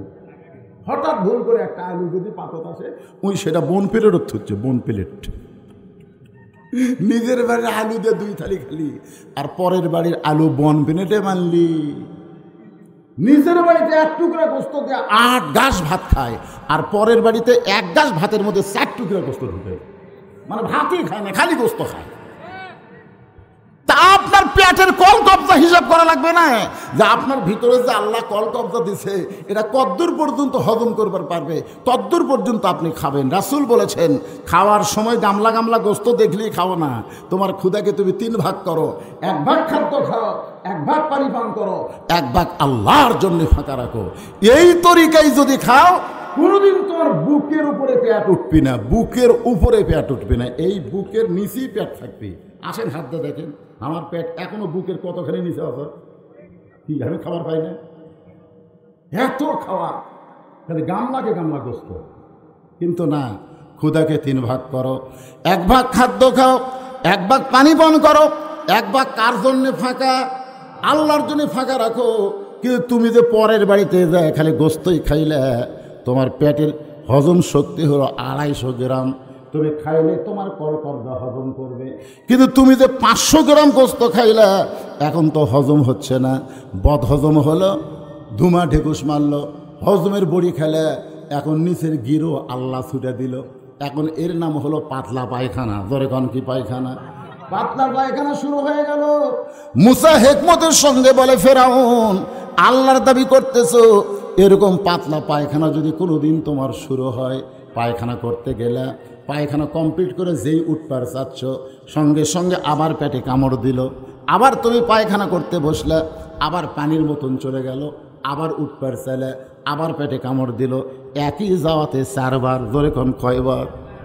পানি খরচ করে উঠবার সাথে আবার পেট কামড় দেয়, তো 4 বার পাতলা পায়খানা পানির মতো পড়ে যায়। ফেরাউন 5 বার যখন উঠবার চাষে, তখনই মাথা ঘুরে পড়ে গেছে, মাথা ঘুরে পড়ে গেছে। আল্লাহ কায়, আমার অভ্যুল আল্লাহ পায়খানা পাতলা হওয়ার কারণে কায়ত হয়ে গেছে, কায়ত হয়ে পড়ে আছে, তো চাপা তো যাবি না, চাপা ঠিক আছে। ফেরাউন পায়খানার ভিতর থেকে বলতেছে, র্যাব, পুলিশ, বিজেপি, তোমরা কোথায় রে? আমি কাত হয়ে পড়ে গেছি, আমার টাইনে বের করো। তখন ওরা সব পায়খানা খুলে দেখে আল্লাহ কাত। জোরে কোন কে কাত? এ কথাটা আল্লাহ কাত হয়ে গেছে। তো তখন বলতেছে, একজন চাকরি করে কিন্তু ফেরাউনের, কিন্তু ফেরাউনকে ভালোবাসে না, এরকম চাকরি আছে না? নাই? জোরে কোন আছে না? মানে চাকরি বাঁচানোর জন্য ফেরাউনের পক্ষে কাম করে, কিন্তু মন থেকে করে না। তুই এখন দেখতেছে যার ওদিনে চাকরি করি ভয়ে, এই শালাই তো কাত হয়ে গেছে। তো রাগ করে বলতেছে, খালি ক্ষমতার অহংকার করেন, একলা একলা বাড়াবার পারেন না, পুলিশ নিয়ে ঘোরেন, খালি ক্ষমতার অহংকার করেন, একলা একলা বাড়াবার পারেন না, পুলিশ নিয়ে ঘোরেন। খেলা হবে, পুলিশ ছাড়া মাঠে আসেন, খেলা কারে কয় বাংলার জনগণ বুঝে দিবি।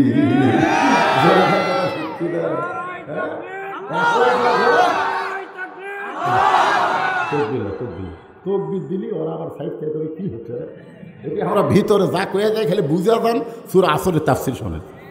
তো এখন ক্ষমতার অহংকার করেন, একলা একলা বাড়াবার পারেন না, একলা একলা বাড়াবার পারেন না, এমন কথা যেই মাত্র মুসা ফেরাউনকে বুঝাই দিছে, সঙ্গে সঙ্গে ফেরাউন কয়, ধর।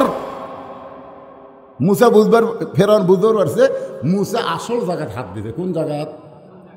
তখন ফেরাউনকে ধর, যেই বলছে ধর, মুসা বলতে আল্লাহ এখন কি করব? আল্লাহ বলে মুসা এখন দৌড়াও। আল্লাহ কয় মুসা দৌড়াও। মুসা কয় আল্লাহ আমি দৌড়ালে জনগণ মনে করবে ফেরাউনের ভয়ে দৌড়াচ্ছে। আল্লাহ কয় মুসা রে, জনগণ কি মনে করুক সেটা ব্যাপার না, তুমি দৌড়াও, আমার হুকুম হলো তোমার দৌড়ানো, আর ফেরাউন তোমাকে ধাবড়াবে। জাগা মতো ফেরাউনকে মার দেওয়া হবে। আজকে মুসার গোষ্ঠীরা দৌড়াও, নিজের বাড়িতে থাকতে পারো না, আলুর বাগুড়ে ঘুম পড়ো। মুসার গোষ্ঠীরা তোমরা মাঝে মধ্যে জেলে যাও, কোনো সমস্যা নাই। ফেরাউন কদ্দুর পর্যন্ত যাবে, জাগা বুঝা মার হবে। ধরে কোন কথা ঠিক? একেবারে দরিয়ার কাছে গিয়া মুসা নবী থমকে ব্রেক। তিন দিকে ফেরাউন সৈন্যরা খাড়া হয়ে আছে। মুসা কয় আল্লাহ আর যে দৌড়ার পারি না, সামনে সাগর হয়ে গেল, এখন তিন দিকে ওরা লাঠি ছোটা নিয়ে, এখন কি হবে? আল্লাহ বলতেছে এই জায়গাতে খেলা হবে। ধরে করে এই জায়গাতে কি হবে? এই জায়গাতে খেলা হবে। নাসরুম পড়েন, নাসরুম মিনাল্লাহি ওয়া ফাতহুন করিব। আল্লাহ মুসা নবীর জন্যে 12টা রাস্তা বানাই দিল। মুসা নবীর সামান্য সঙ্গী নিয়ে বলতেছে যে আল্লাহ দরিয়া আমাদের জন্য রাস্তা বানাই দিল, সেই দরিয়াতে আমরা আল্লাহর শুকরিয়া দেন, একটু সেজদা করব। মুসা নবী এক নিয়তে ওই দরিয়ার রাস্তায় 4 রাকাত নামাজ আদায় করে। আল্লাহ বলে হাবিব, ওই দরিয়ার তলদেশে মুসা নবীর 4 রাকাত নামাজ আমি আল্লাহর কাছে এতই ভালো লাগছে, আমি সেদিন থেকে এই 4 রাকাত নামাজ যত্ন করে রেখে দিয়েছি। আজকে লাইলাতুল মেরাজে আপনার উম্মতের জন্য আসরের 4 রাকাত নামাজ হিসাবে আপনাকে দিয়ে দিলাম। আপনার উম্মতেরা আসরের 4 রাকাত নামাজ যদি জামাতের সঙ্গে আদায় করে, মুসা নবীর সমপরিমাণ সওয়াব আমি আল্লাহ দিয়ে দিব। এটা হলো নামাজের ওয়াজ। এখন আসেন সূরা আসর। ওয়াল আসরি ইন্নাল ইনসানা লাফি খুসর, নিশ্চয় মানুষগুলো ক্ষতির ভিতরে। আল্লাহ বলতেছেন না, ক্ষতির মধ্যে পড়বে না। মাত্র 4টা কথা এখানে আছে। 1 নম্বর হলো ইল্লাল্লাযীনা আমানু, 2 নম্বর হলো ওয়া আমিলুস সালিহাত, 3 নম্বর হলো তাওয়াসাউ বিল হক, আর 4 নম্বর হলো তাওয়াসাউ বিস সবর। এই 4টা কাজ যাদের মধ্যে থাকবে তারা ক্ষতির মধ্যে পড়বে না। 1 নম্বর হলো ঈমান। আমার দিকে খেয়াল করেন, 1 নম্বর কি? আমাদের সকলের ঈমান আছে। ঈমান কি? ঈমান কি? আমার বউ আমাকে দুর্বল করে দিছে। আমার বউ ওয়াজ করবেন, আগে চারিদিকে দেখে শুনে ওয়াজ করবেন। কোনোদিন আমার বউ বললো না যে উপর দিকে দেখতেন, কোনোদিনও হয়নি। মানে উপর দিকে কে আছে? আল্লাহ। আল্লাহর দিকে দেখে ওয়াজ করবেন। এই শালা বউ আমাকে একদিনও হয়নি, একদিনও হয়নি। খালি চারিদিকে আগে দেখবেন, পুলিশ আছে কিনা, র্যাব আছে কিনা, এইগুলো আগে দেখে তারপর ওয়াজ করবেন। আমার ঈমান কয় করে পাগলি, চারিদিকে দেখার তো দরকার নেই, দেখা লাগবে একদিকে। জোরে কোন কথা ঠিক কিনা? এটা হলো ঈমানদারের লক্ষণ। কোনো দিকে তারা তাকাবে না, তাকা থাকবে আল্লাহর দিকে। জোরে কোন কথা ঠিক কিনা? আর আমরা কোন দিকে তাকাই আছি? আল্লাহর দিকে। কারণ ঈমান যদি ঠিক না হয়, পরের 3টা যে ওয়াজ আছে এই ওয়াজ শুনে কোনো লাভ হবে না। 1 নম্বর হলো ঈমান। জোরে কেন? 1 নম্বর কি? সাহাবেরা বললেন ইয়া রাসূলুল্লাহ, ঈমান সম্পর্কে আমরা জানতে চাই।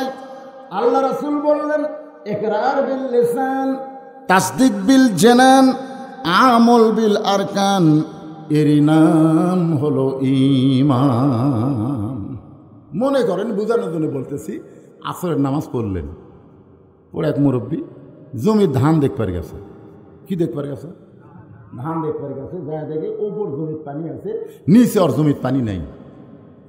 মাথাত কিন্তু টুপি আছে, কপালত কিন্তু নামাজের এখনো ঝুলে ভরে আছে।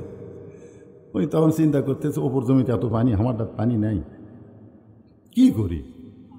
তো চারিদিকে দেখতেছে না, আশেপাশে কেউ নেই। আস্তে করে বসে 2 হাত দিয়ে আল কেটে দিয়ে ওই পানি দিয়ে হাত ধোসে, ধুয়ে আবার উঠে চারিদিকে তাকে আলহামদুলিল্লাহ কেউ দেখেনি। আপনারা সত্যি করে কর, ওর নামাজ আছে কিন্তু ইমান।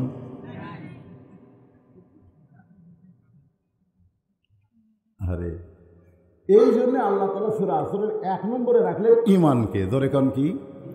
আমার দয়াল বাবার দরবারেতে কেউ ফেরে না খালি হাতে। আপনারা কোন ইমান আছে? কারণ ইমান বলতেছে ইয়্যাকা না'বুদু ওয়া ইয়্যাকা নাস্তাইন, আমরা ইবাদত করি কার? তাহলে সাহায্য চাবো কার কাছে? দয়াল বাবার দেওয়ার কোনো ক্ষমতা নাই। দয়াল বাবারা আমার কাছে এক লোক এসে হাতত 100 টাকা দিয়ে কয় হুজুর দোয়া করেন। এবার কিসের দোয়া ভাই? বলে আমার বইয়ের পেটে বাচ্চা আছে, আল্লাহ যেন একটা পুত্র দেয়। আমি চিন্তা করলাম করে আমি 3টে মেয়ের বাপ, আমার দোয়া দিয়ে যদি বেটা হয় তাহলে আল্লাহ আমাকে একটা দিত। জোরে করে কথা ঠিক করে, ও আমাকে 100 দিছে, ওকে আমি 200 দিলেন। কয় হুজুর কি ব্যাপার, টাকা 100 আর আপনি 200 দিচ্ছেন কেন? আমি বললাম ভাই রে তুইও যা আমি করতেন। আমি 3টা মেয়ের বাপরে, যখন প্রথম মেয়ে হলো পরের বাচ্চা পেটে আসলে আমি আল্লাহ কইছে আল্লাহ একটা পুত্র দেও আল্লাহ, আমার মতন বক্তা বানামো আল্লাহ, তাও আল্লাহ মেয়ে দিছে। আবার চান্স নিলাম, সেটাও মেয়ে। তা আমার দোয়া বইয়েরটাই পুত্র না হয় তোর বইয়েরটা হবে? তখন কয় হুজুর তাহলে আমি ওই হুজুরের কাছে যাবো যার বেটা ছোলা আছে।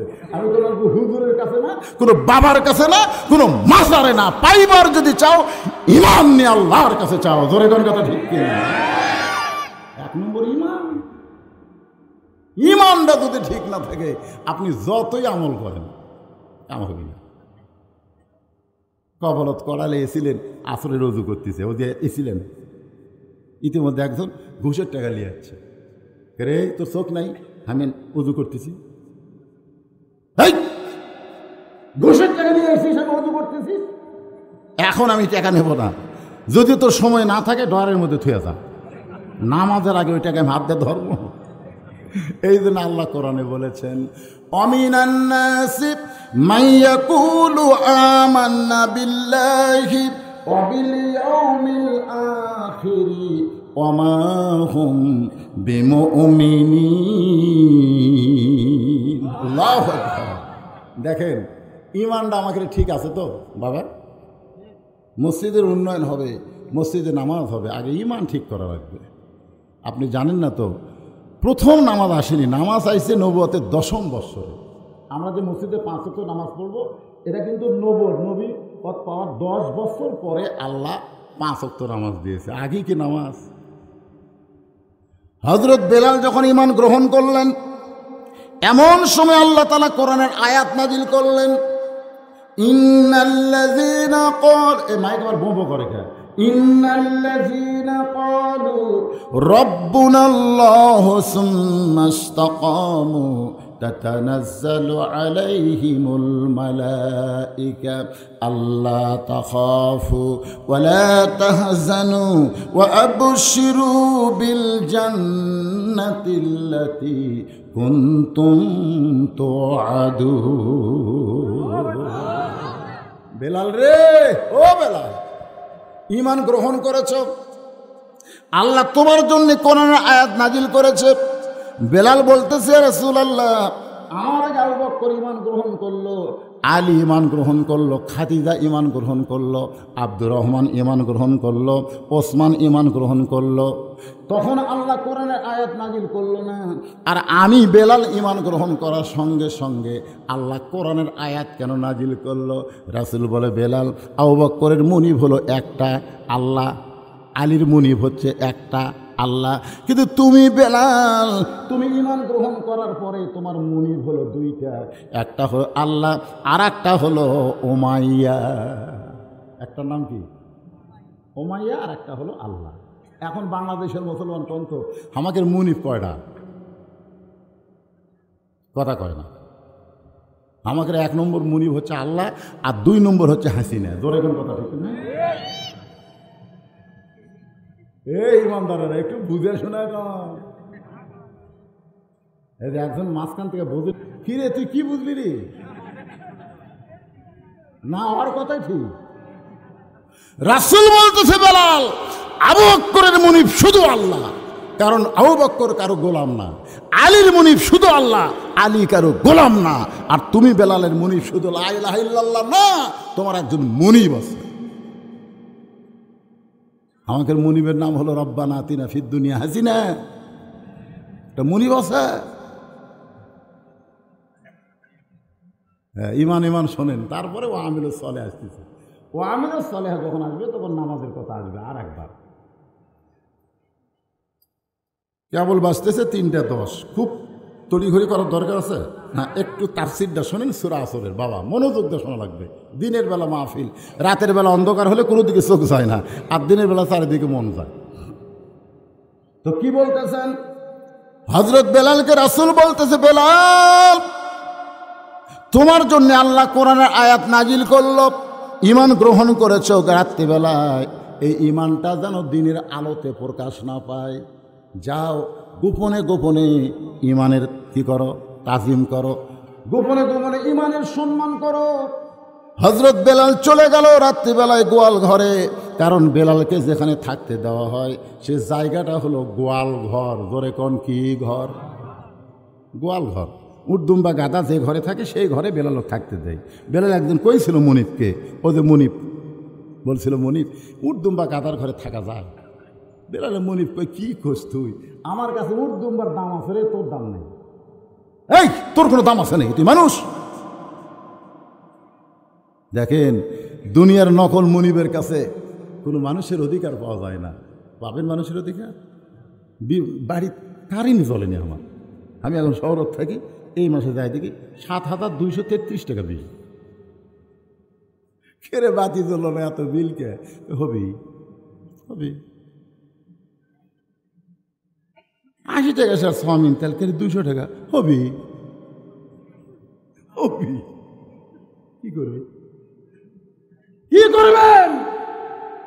যেইভাবে জিনিসপত্রের দাম বাড়তেছে, নকল মুনিবের কাছে আসল মুনিবের কাছে আমরা ধরাই দেবার পারতেছি না। টেনশনে, জোরে কোন কথা ঠিক কিনা? টেনশন, খালি টেনশন। 500 টাকা পকেট দিয়ে বাজার হবি কারে? টেনশন। গোয়াল ঘরের মধ্যে বেলাল থাকে। গোয়াল ঘরের মধ্যে বেলাল ঢোকার সঙ্গে সঙ্গে দেখে উট দুম্বা গাধা পেশাব পায়খানা করে নাই, সবাই বেলালকে রিসিপশন করার জন্য দাঁড়িয়ে আছে।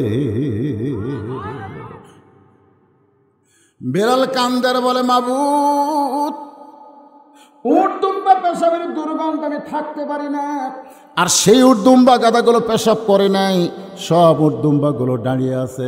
আল্লাহ ডাক দে বলে, বেলাল রে, এতদিন তুই একলা ছিলি বেলাল, এই জন্য উট দুম্বা পেশাব পায়খানা করেছে। কিন্তু আজকে তুই একলা না, আমার ঈমান তোর সঙ্গে থাকার কারণে আমি আল্লাহ তোর সঙ্গে থাকো।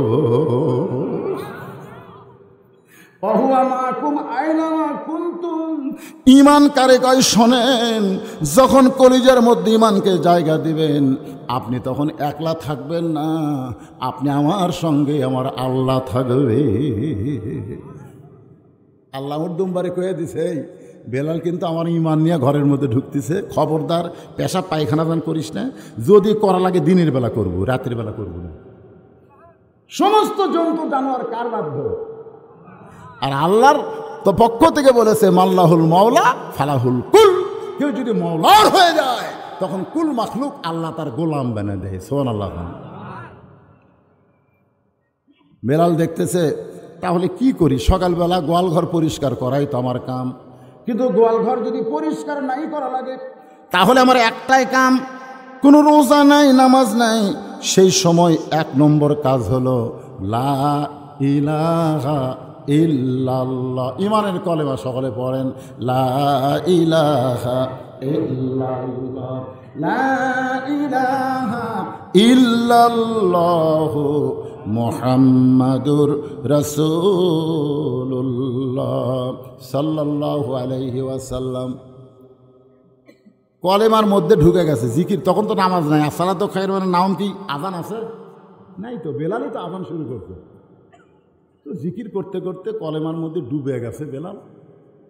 অন্যান্য গোলাম মনিবের কাছে গিয়ে নালিশ করতেছে যে বেলাল তো আলসে হয়ে গেছে, এখন পর্যন্ত গোয়াল ঘরের দরজা খোলেনি।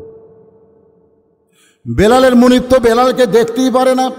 আবার সেই বেলালের বিরুদ্ধে অভিযোগ, মুনিব চামড়ার চাবুক নিয়ে বেলালের ঘরের দরজায়, বেলাল দুনিয়ার সবাই উঠেছে ঘুম থেকে, তুই কেন উঠিস না? বেলাল কোনো কথা কয় না, কারণ বেলাল আসল মুনিবের ধান্দায়, নকল মুনিবের কোনো খাওয়া নাই। যখন ইমান গভীরভাবে অন্তরে জায়গা দিবেন তখন নকল মুনিবার জায়গা পাবে না, আসল মুনিবের কাছে আপনি ধরা পড়বেন। তোরে কোন কথা ঠিক কি না? জোরে দরজা ধাক্কা দিয়া গোয়াল ঘরের দরজা খুলে বেলালের মুনিব ওমাইয়া দেখতে পায় গোটা গোয়াল ঘর পরিষ্কার।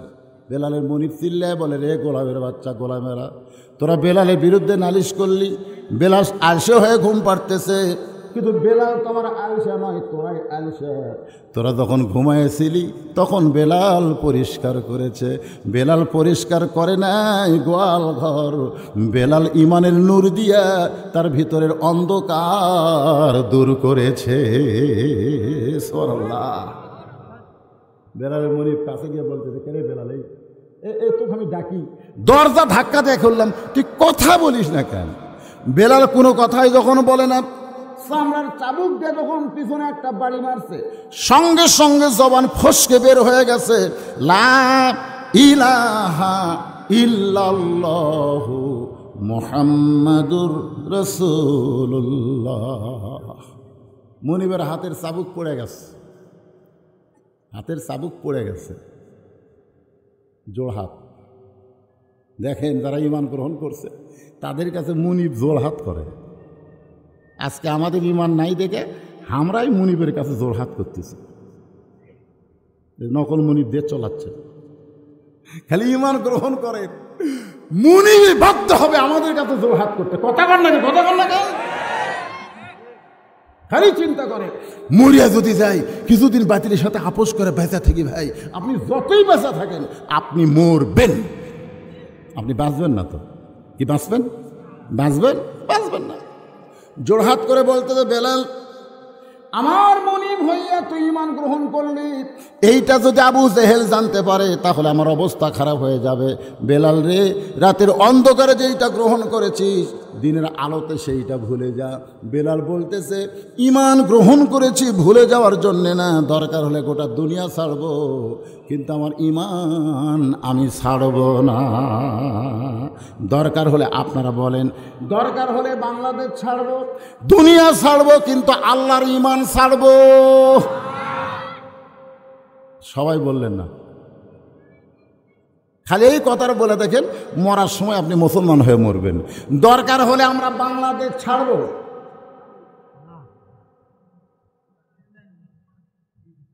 আরে আমি বলতেছি, আপনার একটু আমার সাথে একটু হুঁকারে দিয়ে কয়ে যান। ও আমিলুস সলিহার উপর আসতেছে, ইমানের পরই আসরের এই সূরা আসরের 2 নম্বর টপিকের উপর আলোচনা হবে।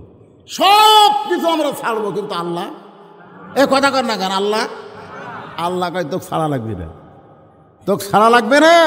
নবী যখন বলতেছি ইয়া রাসূলুল্লাহ, আল্লাহ যেই হারে মার শুরু হয়ে গেছে, বেলালক মারতেছে, আম্মারক মারতেছে, ইয়াসারকে মারতেছে, সুমাইয়াকে একটা মহিলাকে মারে শেষ করে দিল, কি করবো আল্লাহ? আল্লাহ বলতেছে মক্কা ছাড়ো। যেখানে এত মার সেখানে আর থাকা যাবে না, তো মক্কা ছাড়ো। তো রাসূল বলতেছে মক্কা কেন ছাড়বো?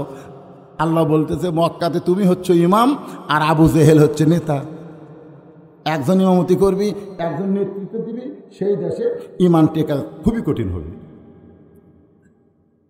বরং এমন একটা জায়গায় তোমাকে যেতে হবে, সেখানে যাওয়ার পরে তুমি ইমাম হবে, তুমি নেতা হবে। ধরে কেন? সুবহানাল্লাহ। 5 ওয়াক্ত নামাজ মক্কায় পেয়েছে নবুয়তের 10ম বৎসরে, কিন্তু নামাজ কায়েম হয়নি। নামাজ কায়েম হয়েছে মদিনায়। হিজরতের প্রথমেই নবী একটা মসজিদ বানাবেন, জায়গাটা নবীর পছন্দ, জায়গাটা হলো কোবা পল্লী। যারা হজ করেছেন ওই মসজিদে গিয়া তারা 2 রাকাত নামাজ পড়ে, একটা কবুল ওমরা হজের সওয়াব পায়া। নবী বললেন, কে রে, এই সুন্দর জায়গাটা কার?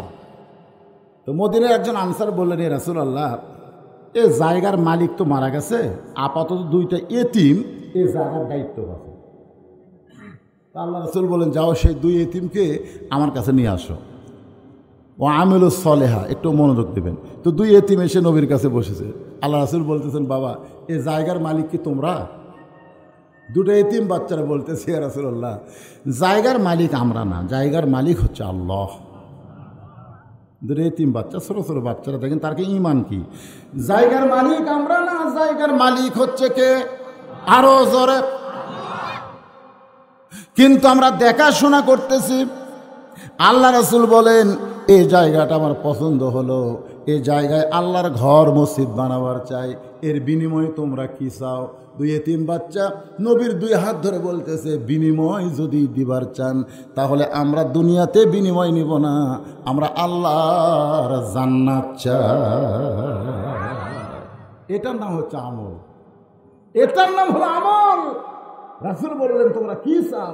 2 এতিম বাচ্চা 2 হাত ধরে নবীর বলতেছে, বিনিময় যদি দিবার চান তাহলে আমরা দুনিয়াতে বিনিময় নিব না, বিনিময় নিব আমরা জান্নাত। আল্লাহ রাসূল বললেন, মামবানা লিল্লাহি মসজিদান, কেউ যদি আল্লাহর ঘর মসজিদ বানায় দেয়, আল্লাহ বানাল্লাহু বাইতান ফিল জান্নাহ, আল্লাহ তাকে জান্নাতে একটা ঘর বানায় দেয়। তা আমি তো ওয়াজ করতেই থাকবো। কমিটির লোকেরা একটু বলেছে, হুজুর ওয়াজের মিডল পয়েন্টে আল্লাহর ঘর মসজিদের জন্য কিছু ব্যাগ যাবে, আছে নাকি সে ব্যাগ? আছে 5টা মিনিটের জন্য, একজনও লড়াফড়া করবেন না, কোল যাওয়ার ভরে গেছে। সূরা আসরের উপরে তাফসীর হবে, অথবা সওয়াবিল হক যখন আসবি আপনার গরমে খারাপ হয়ে যাবেন, সেই ওয়াজ হবে। তারপরে লাস্টে অথবা সওয়াবিল সবর করে আমরা এখান থেকে বিদায় হব, ঠিক কিনা বলেন?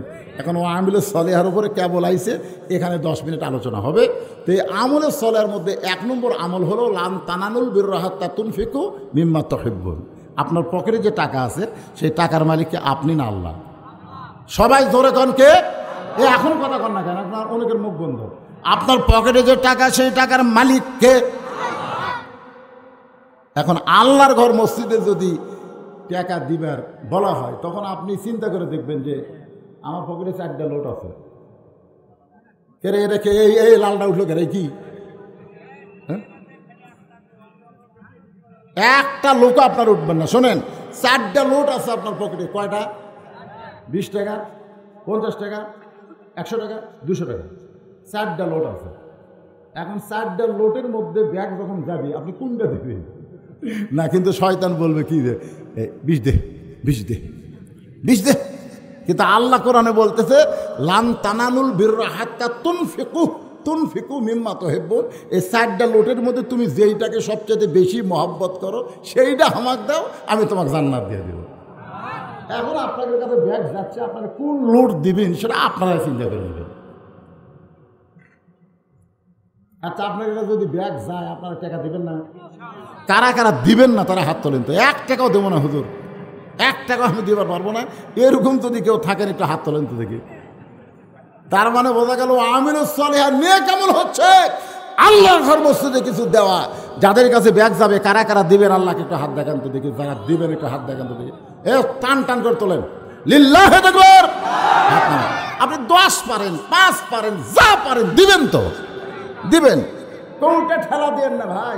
মসজিদের সামনে যখন কৌটা দেয় না, দান বাক্স দেয়, কতগুলো দেখবেন 5 টাকা দেয়, কতগুলো কিন্তু 2 টাকা দেয়, কতগুলো দেয় না, আলগতি সরে দেয়, আর কতগুলো কি করে বাম হাতে এটা চো চো করে 4-5 জন পার হয়ে যায়। তখন ফেরেশতাকে আল্লাহ ই তো 10 টাকা দিল, 5 টাকা দিল, না দিবার পারুক, অন্তত ভালো করে সরে ছিল, কিন্তু ঠেলা মারল কেন? আল্লাহ বলতেছে ওই মসজিদের দান বাক্স ঠেলা মারিনি রে, ওর জীবন থেকে ওই জান্নাতও ঠেলা মারছে, জান্নাতও ঠেলা মারছে, যা যা জান্নাত যা। তা আপনাদের কাছে যখন ব্যাগ যাবে ঠেলা মারেন না, যাই যা পারেন আল্লাহর ব্যাগ আলারা নামতে দেরি করে গেলে ওয়াজ করা লাগবে না। হোক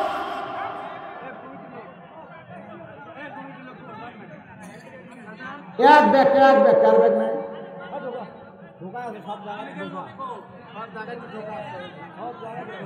একজন ওটা লাগবে না।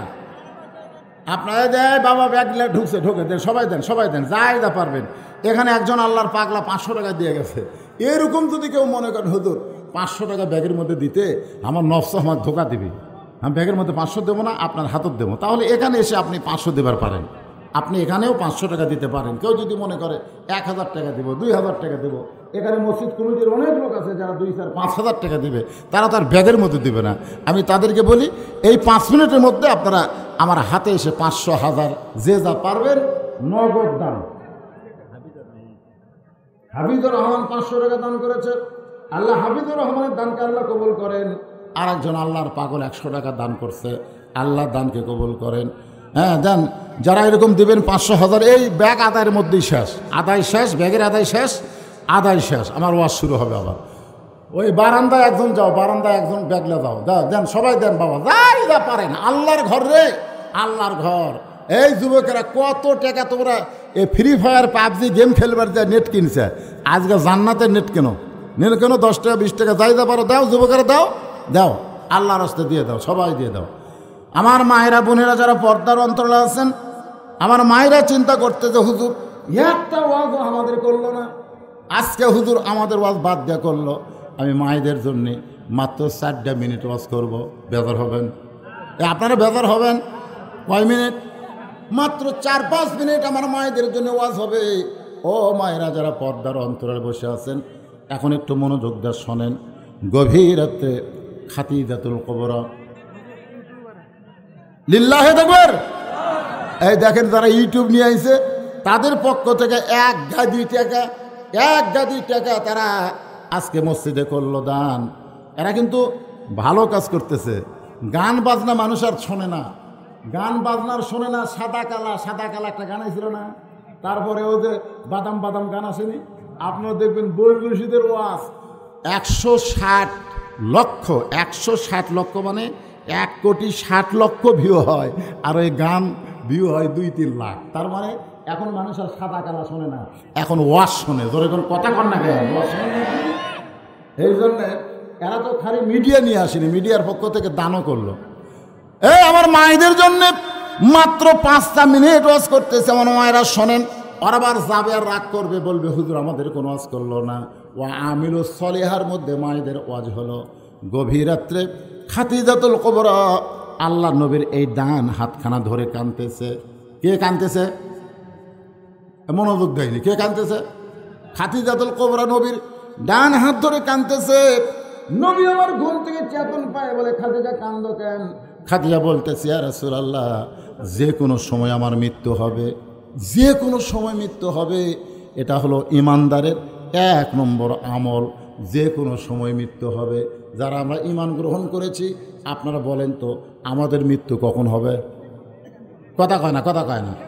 যে কোনো সময় মৃত্যু হবে।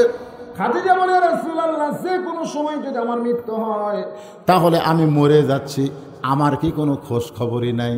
রাসূল খাদিজার কপালে চুমাতে বললেন, খাদিজা ওই আল্লাহর শপথ করে বলতেছি, আপনার যদি মৃত্যু হয় আপনি হবেন 1 নম্বর জান্নাতি। পুরুষের মধ্যে 10 জন জান্নাতের সার্টিফিকেট পেয়েছে। পুরুষের মধ্যে 10টা সাহাবীকে আল্লাহ জান্নাতের সার্টিফিকেট দিয়েছে। তার মধ্যে 1 নম্বর হলো আবু বকর, আর নারীদের মধ্যে 1 নম্বর হলো খাদিজাতুল কুবরা। সুবহানাল্লাহ কবেন না? তো আল্লাহ রাসূল কিন্তু বিবির সাথে আবার কৌতুক মানে কি, আপনি কিন্তু হাসি ঠাট্টা বিবির সাথে যত বেশি করবেন তত বেশি সওয়াব পাবেন। সুবহানাল্লাহ বলেন। তো আল্লাহ রাসূল কৌতুক করে বলতেছে, যে খাদিজা পুরুষের মধ্যে 1 নম্বর আবু বকর, 2 নম্বর হলো উমর।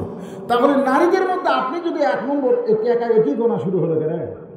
আমি সারি এই ব্যাগের টাকা তুলে সব দিয়ে বলতো, সব ব্যাগ আছে, সব ব্যাগ এক জায়গা করে। এই আমার মাইকের মধ্যে মাইকের বসার জায়গা করছেন, সেখানে লোক গেছে, এখন মাইকের ওয়াজ হচ্ছে। আল্লাহ রাসূল কৌতুক করা ইসলামে জায়েজ আছে। সুবহানাল্লাহ। কৌতুক করা, আপনি বইয়ের লাখ ধরে বলবেন তোমার নাক এটা কি রে, যত দেখি খালি দেখতে পারি মন চায়, আসলে বোঝা। তারপরে আপনি কৌতুক করে যদি এই কথা বলেন, বউ যদি খুশি হয়ে বলে ওগো তুমি আমাকে এত ভালোবাসো, এ বলা মাত্রই আপনি একটা সৎকার সব পাবেন। সুবহানাল্লাহ বলেন। তো আল্লাহ রাসূল কৌতুক করে বলতেন, খাদিজা পুরুষের মধ্যে 2 নম্বর জান্নাতি উমর হবে, 1 নম্বর আবু বকর, 2 নম্বর উমর। তো নারীদের মধ্যে 2 নম্বর কে হলে ভালো হয়? নারীদের মধ্যে 2 নম্বর কে হলে ভালো হয়? মা খাদিজা বললেন, রাসূলুল্লাহ নারীদের মধ্যে 2 নম্বর ফাতেমা হলে ভালো হয়। কে হলে ভালো হয়? ফাতেমা হলে ভালো হয়। রাসূল চমকে গিয়ে বললেন, খাদিজা আল্লাহ আপনার পেট থেকে 4টা মেয়ে দিছে, 4টা মেয়ে আল্লাহ আপনার পেট থেকে দিছে, কুলসুমা, রোকেয়া, জয়নাব, ফাতেমা। আপনি অন্য 3টা মেয়ের নাম না বলে আপনি ফাতেমার কথা কেন বললেন? রাসূল কিন্তু জানবার চাচ্ছে যে আরও তো 3টা মেয়ে আছে, আমি জয়নাবের কথা না বলে, রোকেয়ার কথা না বলে, কুলসুমার কথা না বলে ফাতেমার কথা কেন বললেন? খাদিজা বললেন, ইয়া রাসূলুল্লাহ আপনি বাবা, আপনি বুঝবার পারবেন না, আপনি বাবা, আপনি বুঝতে পারবেন না কোন সন্তান কেমন। এটা বাবা বোঝে না, এটা বোঝে তার মা। কারণ কি জন্য বোঝে? বাবা আনন্দে মাতিয়া সাগরে ভাষা এইয়া, সেই যে চইলা যায় খবর লয় না।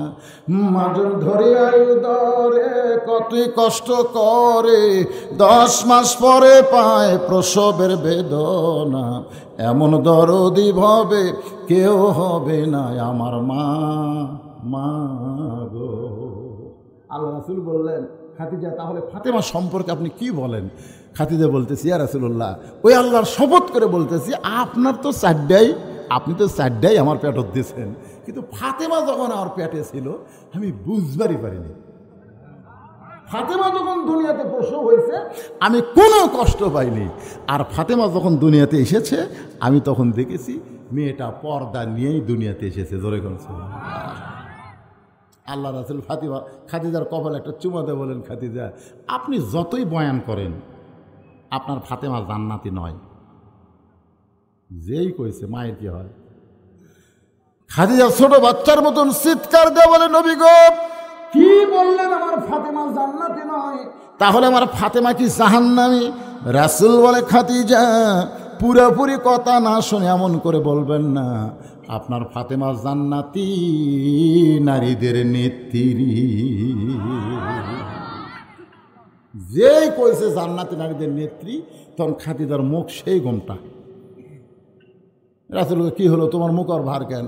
আপনি পাল্টা দেন, পাল্টা দেন, পাল্টা দেন। ফাতেমা হবে 1 নম্বর জান্নাতি, আর আমি হব জান্নাতি নারীদের নেত্রী। আল্লাহ রাসূল বলতেছে, খাদিজা আপনারই তো মেয়ে, অসুবিধা কি? আপনি হলেন মা 1 নম্বর জান্নাতি, আর মেয়ে হবে জান্নাতি নারীদের নেত্রী। খাদিজা বলতেছে, হুজুর আপনি মরদ মানুষ, আপনি বুঝবেন না, আপনি মরদ মানুষ বুঝবেন না, কিন্তু এটা মেয়ে মানুষ বোঝে। মেয়ে মানুষেরা কোনো দিন কারো অধীনে থাকবার চায় না, কারণ নেত্রী হলে, ফাতেমা নেত্রী হলে আমি 1 নম্বর জান্নাতি হলে তাই অধীনে থাকা লাগবে। আমি কে খালেদার অধীনে হাসিনা থাকবো? দরকার খালেদা জেলত পুষে আমার মতো, কথা থেকে, কারণ কারো অধীনই তো থাকবো না আমরা। এত অসুখ আছে, দরখাস্ত লিখতেছে এখানে বিদেশে পেটে দেন। আরে আর বাঁচবি না ভাই রে, বাঁচলেও আর কোনোদিন রাজনীতি করবি না। তোর এখন কথা ঠিক কিনা? তারপরে বর্তমান প্রধানমন্ত্রী করছে না, কি জন্য না, যদি ভালো হয়ে আবার চান্স নেয়। আমার বউ বসে আছে, মেয়ে আমার মাছের তরকারিতে খাবার দিচ্ছে, আমি খালি বলতেছি, মা কত জায়গা তোয়াজ করলাম, মা তোমার হাতের পাক সেই। মেয়ে আমাকে আর 1 টুকরা দিছে। বউ দিকে গাল ফুলে বসে আছে, আমি কি হলো গো, এখন থেকে মেয়ের বাড়িতে পার হয়ে যান, মেয়ের বাড়িতে পার হয়ে যান। আপনার মেয়েই পারে, আমি তাই পারি। এই কি জাত রে, মেয়ের প্রশংসা করলে মা রাগ করে, এই জাতের নাম হলো নারী জাত। জোরে কোন কথাটা, এই যে কলজা ভরা খালি। এখন মেয়েরা বলতেছে আমাকে ওয়াজ না করাই ভালো আসলো। ওরা এখন তাই চিন্তা করতেছে, কি খামাখা আসলে ওয়াজ করতেছে, আমাকে ওয়াজ না করাই ভালো আসছিল। খাদিজা বললেন, ইয়া রাসূলুল্লাহ পাল্টা দেন, ফাতেমারটা আমারে দেন, আমারে ফাতেমার দেন।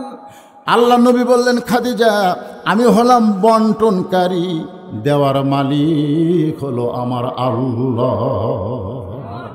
মা ইয়ান্তিকু আনিল হাওয়া ইন হুয়া ইল্লা ওয়াহয়ুন ইউহা।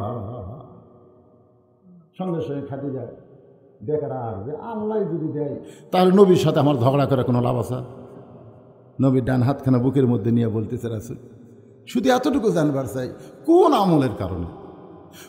আমলের কারণে হামাক বাদ দেয়া আমার মেয়েকে খাতুনে জান্নাত ডিগ্রি আল্লাহ দিল? কারণ সর্বপ্রথম আমি ঈমান গ্রহণ করছি, সর্বপ্রথম একটা রাখাল আছেন আপনি, সেই গরিব মানুষকে আমার সব সম্পদ দান করে দিলেন, আমার সমস্ত সম্পদ আপনি ইসলামের ব্যাপারে খরচ করলেন, তারপর হামাক বাদ দিয়ে আমার মেয়েকে আল্লাহ খাতুনে জান্নাত দিল। সে আমলটা কি? কোন আমলের কারণ? যতক্ষণ আপনি না বলতেছেন হামু ঘুম পারবো না, আপনাকেও ঘুমাবার দেবো না। গভীর রাত্রে হাত চাপিয়ে ধরে বুকের মধ্যে নিয়ে রাসূল বলে, খাদিজা আমি তোমাকে দুইটা প্রশ্ন করব। এক নম্বর প্রশ্ন হলো, তুমি কত বছর বয়সে ঈমান গ্রহণ করেছো? খাদিজা বলতেছে, ইয়া রাসূলুল্লাহ আমি ঈমান গ্রহণ করেছি 55 বছর বয়সে। আল্লাহ রাসূল বললেন, ঈমান গ্রহণ করার আগে আপনি কি ছিলেন? খাদিজা বলে, আমি কাফের ছিলাম। রাসূল বলে, খাদিজা তাহলে আপনার হায়াতের জীবনের 55 বছর আপনি কুফরে হালে ছিলেন, 55 বছর আপনি কাফের ছিলেন। এখন বলেন তো আপনার পেটের মেয়ে ফাতেমা কত বছর কুফুরে হালে কাটাইছে? খাদিজা বলতেছে, জান্নাতি জান্নাতি, আমার ফাতেমা জান্নাতি হয়ে জন্ম নিয়েছে। তাহলে এখন আপনি বলেন, আপনি 55 বছর কাফের আর ফাতেমা 1 সেকেন্ডও কাফের না, ওই জন্মিছে জান্নাতি হয়ে। তাহলে 1 নম্বরে তো আপনি ঠকে গেলেন। 2 নম্বর প্রশ্ন হলো, খাদিজা আপনার নাকের সাইজ কেমন? আপনার মুখের সাইজ কেমন? আপনার দাঁতের সাইজ কেমন? আপনার গায়ের রং কেমন? এটা দুনিয়ার কত পুরুষ বলতে পারে, আপনি কি তার হিসাব দিবার পারবেন? খাদিজা বলে, নবী গো 40 বছর বয়সে আপনাকে যখন স্বামী হিসাবে গ্রহণ করলাম, ওই সময় মক্কার সবচাইতে ধনবতী রমণী ছিলাম। এই ধনবতী হওয়ার কারণে হাজার হাজার ব্যবসা আমার ছিল। এই ব্যবসার কাজ পরিচালনা করতে গিয়া হাজার হাজার পুরুষের সঙ্গে আমার লেনদেন করতে হয়েছে, কথাবার্তা হয়েছে। ওই পুরুষগুলো আমার নাকের খবর বলতে পারে, আমার মুখের খবর বলতে পারে, আমার গায়ের রং বলতে পারে। রাসূল কান্দের বলে, খাদিজা তাহলে দুনিয়ার হাজার হাজার পুরুষ আপনার চেহারা দেখেছে, এখন বলেন তো আপনার পেটের মেয়ে ফাতেমাকে দুনিয়ার কত পুরুষ মানুষ দেখেছে? ফাতেমার নাকের সাইজ কেমন? ফাতেমার মুখের সাইজ কেমন? ফাতেমার গায়ের রং কেমন? এটা কি দুনিয়ার কোনো পুরুষ বলতে পারে? খাদিজা শুধু কান্দে আর কান্দে। রাসূল বলে, খাদিজা কান্দেন কেন? খাদিজা বলে, নবী গো ফাতেমা আমার পর্দার ভিতরে জন্ম নিয়েছে। রাসূল বলে, খাদিজা ফাতেমা শুধু পর্দার মধ্যে জন্ম নেয়নি, ফাতেমা পর্দার ভিতরে বড় হবে। ফাতেমা শুধু পর্দার মধ্যে বড় হবে না, ফাতেমা গভীর রাত্রে দুনিয়া থেকে বিদায় হবে। আমি নবী হিসাবে আল্লাহ আমাকে জানাইছে, ফাতেমার কবর যখন জান্নাতুল বাকির মধ্যে হযরত আলী দিয়েছে, তারপরে আল্লাহর কাছে বলতেছে, আল্লাহ আমি ফাতেমার প্রতি খুশি হয়েছি, আল্লাহ তুমি ফাতেমাকে একটু কবুল করে নাও। এই দোয়া করার পরে তাকায় দেখে জান্নাতুল বাকির মধ্যে পুরাতন কবর দেখা যায়। এইমাত্র ফাতেমার কবর দিছে, সেই নতুন কবর আর কোথাও নাই। গোটা জান্নাতুল বাকি হযরত আলী দৌড়ের বলে, ফাতেমার কবর, ফাতেমার কবর, ফাতেমার কবর কোথায় রে? ফাতেমার কবর কোথায় গেল? এমন সময় কে যেন বলে, আলী রে আর খুঁজিস না, আর দৌড়াস না, ফাতেমা হলো আমার পর্দা নিশি। আমি আল্লাহ ফাতেমার পর্দাকে কবুল করে কবরটাকেও কিয়ামত পর্যন্ত পর্দা করেছি। রাসূল বলে, খাদিজা শুধু পর্দা নিশি হওয়ার কারণে আল্লাহ আপনাকে 1 নম্বর জান্নাত দিয়েছে, আর ফাতেমাকে জান্নাতি নারীদের নেত্রী বানাইছে। এদের জন্য আমার ওয়াজ হলো, মা যতই আমল করেন মা, পর্দা যদি ঠিক না থাকে একটা আমলও আল্লাহর দরবারে কবুল হবে। এজরে কান কবুল হবে। ওয়ামিলু সালিহা। এখন মেয়েরা যদি পর্দায় না থাকে, এ দোষ কার? মেয়ের না পুরুষের? আপনার একটু জবান খোলা কোন বারে, জবান খোলা কোন? হ্যাঁ পুরুষের। কারণ যখন রাসূল বললেন আদায়ুসু, হুজুর বসে আছে মুফতি মানুষ, আদায়ুসু লা ইয়াদখুলুল জান্নাহ, দায়ুস কখনোই জান্নাতে প্রবেশ করবে। তো সাহাবীরা বললেন, ইয়া রাসূলুল্লাহ, এই দায়ুস কোন নারী? আল্লাহ রাসূল মুস্কে হাসিতে বললেন, দায়ুস কোনো নারী না, দায়ুস হলো ওই সকল পুরুষ যাদের অধীনে নারীরা পর্দা করে না। তাহলে আপনার অধীনে কে আছে? স্ত্রী নাই? তাহলে আপনি দেখেন তো আপনার বউটা ঠিক আছে কিনা। তাহলে আদম আলাইহিস সালাম জান্নাত থেকে বাইর করে দেওয়ার একটাই কারণ, ঠিক মতো দেখেনি। আদম করছে, আল্লাহ আমার কোনো দোষ নাই, আমি গন্ধম গাছের কাছে যাইনি, গন্ধম ফল খাইনি, হাওয়াতে আমার খিলেছে তাও আমি জানিনি, জানবার যখন পাইছি হাত মুখের মধ্যে ঢুকা দিচ্ছি, রক্ত বমি করছি, আমার দোষ কোন জায়গা? আল্লাহ কয়, তোমার দোষ এক জায়গা, তুমি খেয়াল করনি, তুমি হাওয়ার দিকে খেয়াল করনি। হাওয়া যে শয়তানের ওয়াজ শুনলো, শয়তানের ওয়াজ শোনা মানে স্টার জলসা জি বাংলা, বুঝলেন না? বেহেশতের মধ্যে শয়তান যে ওয়াজ করলো, দেখে রে হাওয়া ওই গাছের ফল খেতে নিষেধ করছে কেন জানো? ওই গাছের ফল খেলে জান্নাত ছাড়া লাগবে না। তো তোমার বউ যে শয়তানের ওয়াজ শুনলো, তখন তুমি কোথায় ছিলে? শয়তানের ওয়াজ শোনার চান্স দিলে গে? এই আদম, তোমার বউ হাওয়া যে গন্ধম গাছের কাছে গেল, তখন তুমি কোথায় ছিলে? ওই যে গন্ধম ফল পারলো খাইলো, তুমি কোথায় ছিলে? আদম কয়, আল্লাহ আমি খেয়াল করিনি, আমি খেয়াল করিনি। আল্লাহকে খেয়াল করিস না কে? বউ বলে দাবি করিস আর বউয়ের প্রতি খেয়াল করবি না? আপনার বউ বলে দাবি করেন, আপনার বউ ভারতের চ্যানেল দেখে, আপনি খেয়াল করবেন না? কথা কন না কেন? খেয়াল করবেন না? যদি না করেন, পাওয়ার জান্নাত থেকে হাওয়ার বাপক বাইর করে দিছে, আদমক বাইর করে দিছে এই হাওয়ার কারণে। আমরা তো সগলি নামাজ পড়া জান্নাত যেমন, কিন্তু ওর কে কারণেই তো হামা করে আবার। তা আপনার অধীনে তো আপনার যুবতী মেয়ে আছে, যতদিন বিয়ে দেননি, মেয়েটা কি আপনার অধীনে নাই? এ কথা কোন আছে না নাই? এই যে যুবকগুলো, এই যে সোনার যুবকেরা কলজা ভরে গেছে, জায়গা ছোট হোক ভাই, বুড়া মানুষের সাথে যুবকের সংখ্যা বেশি। অনেকদিন পরে পল কথা আসে, কলজা ভরে গেল। এই যুবকেরা, ও যুবক, কেরে যুবকেরা, কয়েকদিন পরে খেলা শুরু হবে। কি খেলা? ও যে মেসি আর নেইমার এখন থেকে চুল কাটতেছে, ওই মেসির ভক্ত, ওই নেইমারের ভক্ত। অথচ মেসিকে এক সাংবাদিক জিজ্ঞাসা করছিল যে বাংলাদেশের যুবকেরা যে আপনার কোটি কোটি যুবক ভক্ত আছে, আপনি সেই বাংলাদেশ চিনেন? মেসি বলতেছে, মানচিত্র খুঁজে তো বাংলাদেশ পাওয়া যায় না। মানে ওই যে একটা গোল একটা মানচিত্র আছে, কোনটা বাংলাদেশ রে? ঘুরে ঘুরে ঘুরে ঘুরে এই লোক ঠেকানোর মতন একটা জায়গা আছে, সেটা হলো খালি ব লেখা আছে, খালি ব। বাংলাদেশ গোটা লেখারও জায়গা নেই। মেসি বলতেছে, আমার কি ঠেকা পড়ছে?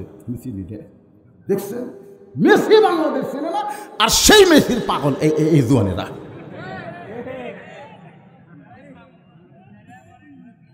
হায় হায়, 13 হাত 14 হাত পতাকা, খালি একটা পাকিস্তানি পতাকা তুলে দেখে পুলিশ দৌড়ে আসবে। তোর কথা রে, তুই রাজাকার নাকি? পাকিস্তানি পতাকা তুললে তোমরা ধরো, আর আর্জেন্টিনা ইহুদি খ্রিস্টান যেই দেশে আযান দেওয়া জায়েজ নাই, নামাজের কোনো মসজিদ বানাবার যায় না, দেয় না, সেই দেশের পতাকা বাংলার জমিনে মুসলমান উড়াতে পারে না। ধরে কোন কথা ঠিক কি? ওয়াতাওয়াসাউ বিল হক, হক কথা। কে কথা কয় রে? সাইফিয়া চুল কাটবি, নেইমার হবি, নেইমার। আগে বিকালবেলা তাও আমরা দেখতাম সব ছেলে ফেলে ফুটবল খেলতো, বিকালবেলা দেখতাম ক্রিকেট খেলতো। এখন বিকালবেলা মাঠ ফাঁকা, একেবারে ছেলে ফেলে সব কোথায়? ওই দেখবার যদি চান গাছতলার যান, গাছতলার যাই দেখি সব মোনাজাত করতেছে। কে বাবা, কিসের মোনাজাত রে? ওরা ফ্রি ফায়ার মারতেছে, একসাথে সব কইরা বলছে। এক মা আমাকে কয়, হুজুর এত দোয়া দোয়া করলাম, ছেলের কান্না বন্ধ হয় না, পানি ফোড়া দিলেন, 1 বোতল পানি ফোড়া দিলেন। বাবা তুমি সকালবেলা ছেলে 2 চামচ করে খেলেও 7 দিন পর হয় না হুজুর, আরও বেশি কান্দে। কিছুদিন পর আমি বললাম, কী খবর তোমার কান্দা ছেলের খবর কি? আর কান্দে না হুজুর। কোন পীর সাহেবের পানি পড়া? পানি পড়া, ওর বাপ একটা মোবাইল কিনে দিছে, ওই ছোট্ট ছেলে খালি লাড়ে ফাড়ে খেলা দিলে সারাদিন দেখে, আর কান্দে না। দুয়ার খাওয়া আছে। ওয়াতাওয়াসাউ বিল হক, সবচাইতে হক কথা হলো আমরা মেসি নেইমার ব্রাজিল আর্জেন্টিনার সাপোর্টার নই, আমরা সাপোর্টার হব আল্লাহ রাসূলের। জোরে কোন কথা ঠিক? মান তাশাব্বা বিকওমিন ফাহুয়া মিনহুম। রাসূল বলেছেন যে জাতকে যে অনুসরণ করবে ওই জাতের সাথে তার হাসর হবি রে। চুল কাটতেছিস মেসির চুল, ছেলে অনুযায়ী কয় মেসির মতন দে, মেসির মতন দে। ওই মেসির সাথে মেসি ঘুরে যাবি, জান্নাতে যাবি। জাহান্নামের ফুটবল হবি, ফুটবল। দেশে যেরকম খেলতেছে ওটি সেরকম খেলবি আল্লাহ। একটা গান শোনেন কব, যদি ফুলগুলো হয় অভিমানে ঝরে যায়, আমি মালা গেথে বলো তারে পরাবো, সে যে কেন এলো না কিছু ভালো লাগে না, কবরে আসুক তারে হে আমি। কবরে যাওয়ার আগে সোনার যুবকেরা ভালো হয়ে যাও, ভালো হও। ভালো হতে পয়সা লাগে না ময়নারা। বুড়া হয়ে মসজিদে যায়, নামাজ পড়ে যায়, রুকুর থেকে শেষ দিতে ও বাড়ি ও বাড়ি, কারণ বল বিয়ারিং জাম মারছে রে। এই জন্য নামাজের শুরু হলো 7 বছরে তালিম দাও, 10 বছর থেকে জোর করে নামাজ পড়াও। যৌবনের হিসাব তবে হাসরের ময়দানে আল্লাহ বলবে না তোমার শৈশব বুড়াকালে কি করেছো, যৌবনের হিসাব দাও, জান্নাতে চলে যাও। আমি সোনার যুবকদের বলবো, মসজিদের উন্নয়নের মাহফিল হলো মসজিদে মুসল্লি হওয়া। ধরে কোন কথা ঠিক? সব যুবক মসজিদে 5 ওয়াক্ত নামাজ আদায় করো। আর সালাত খায়রুন নাম শোনো, তুমি চেতন পাও। ওযু করো, মসজিদে যাও, তোমার শরীরের সমস্ত ক্লান্তি আল্লাহ দূর করে দিবে, তোমার মধ্যে মর্দামি বেরিয়ে যাবি। সুবহানাল্লাহ কয় না? তুমি বিয়া করলে বউ তোমার গলা ধরে বসে থাকবি, তোমার জীবনে হার বাল খাওয়া লাগবি না রে। এই হার বাল খাওয়া লাগবি, খালি ফজরের নামাজ আদায় করো, ফজর পড়ো জামাতের সঙ্গে। এত লম্বা ঘুম দিও না বাজান। আর সালাতু খায়রুন নাওম শোনার পরে যারা ঘুমায় যায়, এদের শরীরের অস্থি মজ্জা ভেতরকার ক্যালসিয়াম সব শয়তান চুষা খায়। কথা কয় না, চুষা খায়, লাভ দিয়ে উঠবে। ঠান্ডা গরম বুঝি না, ওযু করে মসজিদে যাবা, ফেরেশতাকে আল্লাহ তোমার যুবকগন্ধ কোথায় যায়? আল্লাহ কয় যদি বদরের যুদ্ধ থাকতো এরাই যুদ্ধে অংশগ্রহণ করতো। মসজিদে যাচ্ছে, বদরের যুদ্ধের সওয়াব পাচ্ছে। জোরে করে সুবহানাল্লাহ। 2-4টা বুড়ে সামনে খাতারে বসে থাকে, আল্লাহ হয় ঢিল, আল্লাহর সাথে দিছে মিল। বুড়ে কে বুড়ে, তোমার নামাজ না পড়লেও চলবে। সরকারি চাকরি কি সারা জীবন করা লাগে নাকি? সারা জীবন করা লাগে? বুড়া বয়সে সরকারে বসে থাকা বেতন খায়। যারা যৌবন বয়সে 5 ওয়াক্ত নামাজ পড়ছে, বুড়া বয়সে যদি পড়বার নাও পারে, আল্লাহ কয় না পড়লেও সব পাবে, না পড়লেও পেনশন খা, পেনশন খা। সরকারি চাইতে আমার দয়া কম নাকি? ও আজকে খুব মজা পেলাম বারে, অনেকদিন পর আসে। আতাওয়া সবে সবর, নানা রকম বিপদ আপদ মুসিবত আমাদের সামনে আসবে, আমরা ধৈর্য ধারণ করব। এই ধৈর্য মানে কেমন? এই ধৈর্য মানে কি? আপনার ছেলে সাঁতার জানে না, ও পুকুরত পড়ে পানি খাচ্ছে, আর আপনি পাড়ত থেকে বলতেছেন ইন্নাল্লাহ মা সাবিরিন, ধৈর্যশীলদের সঙ্গে আল্লাহ আছে, তোর সোল মরে যাবি, সাঁতার জানে না। এই ধৈর্য মানে কি? এই ধৈর্য মানে বাতিলের সঙ্গে মোকাবেলা করে ধৈর্য ধারণ করে আমরা গোপনে গোপনে, ওরা আমাদের প্রকাশ্যে অফিস করবার দিচ্ছে না, ওরা প্রকাশ্যে আমাদের মিটিং মিছিল করবার দিচ্ছে না, তাই বলে মনে করেননি যে আমরা মরে গেছি। আমরা অনলাইনে অনলাইনে ধৈর্য ধারণ করে এমন তাজা হচ্ছে। হ্যাঁ, সামনে আসছে শুভ দিন, চিন্তা ভাবনা করে নিন, পরিবর্তন আল্লাহ কবুল করুন। জোরে কর আল্লাহুম্মা আমিন।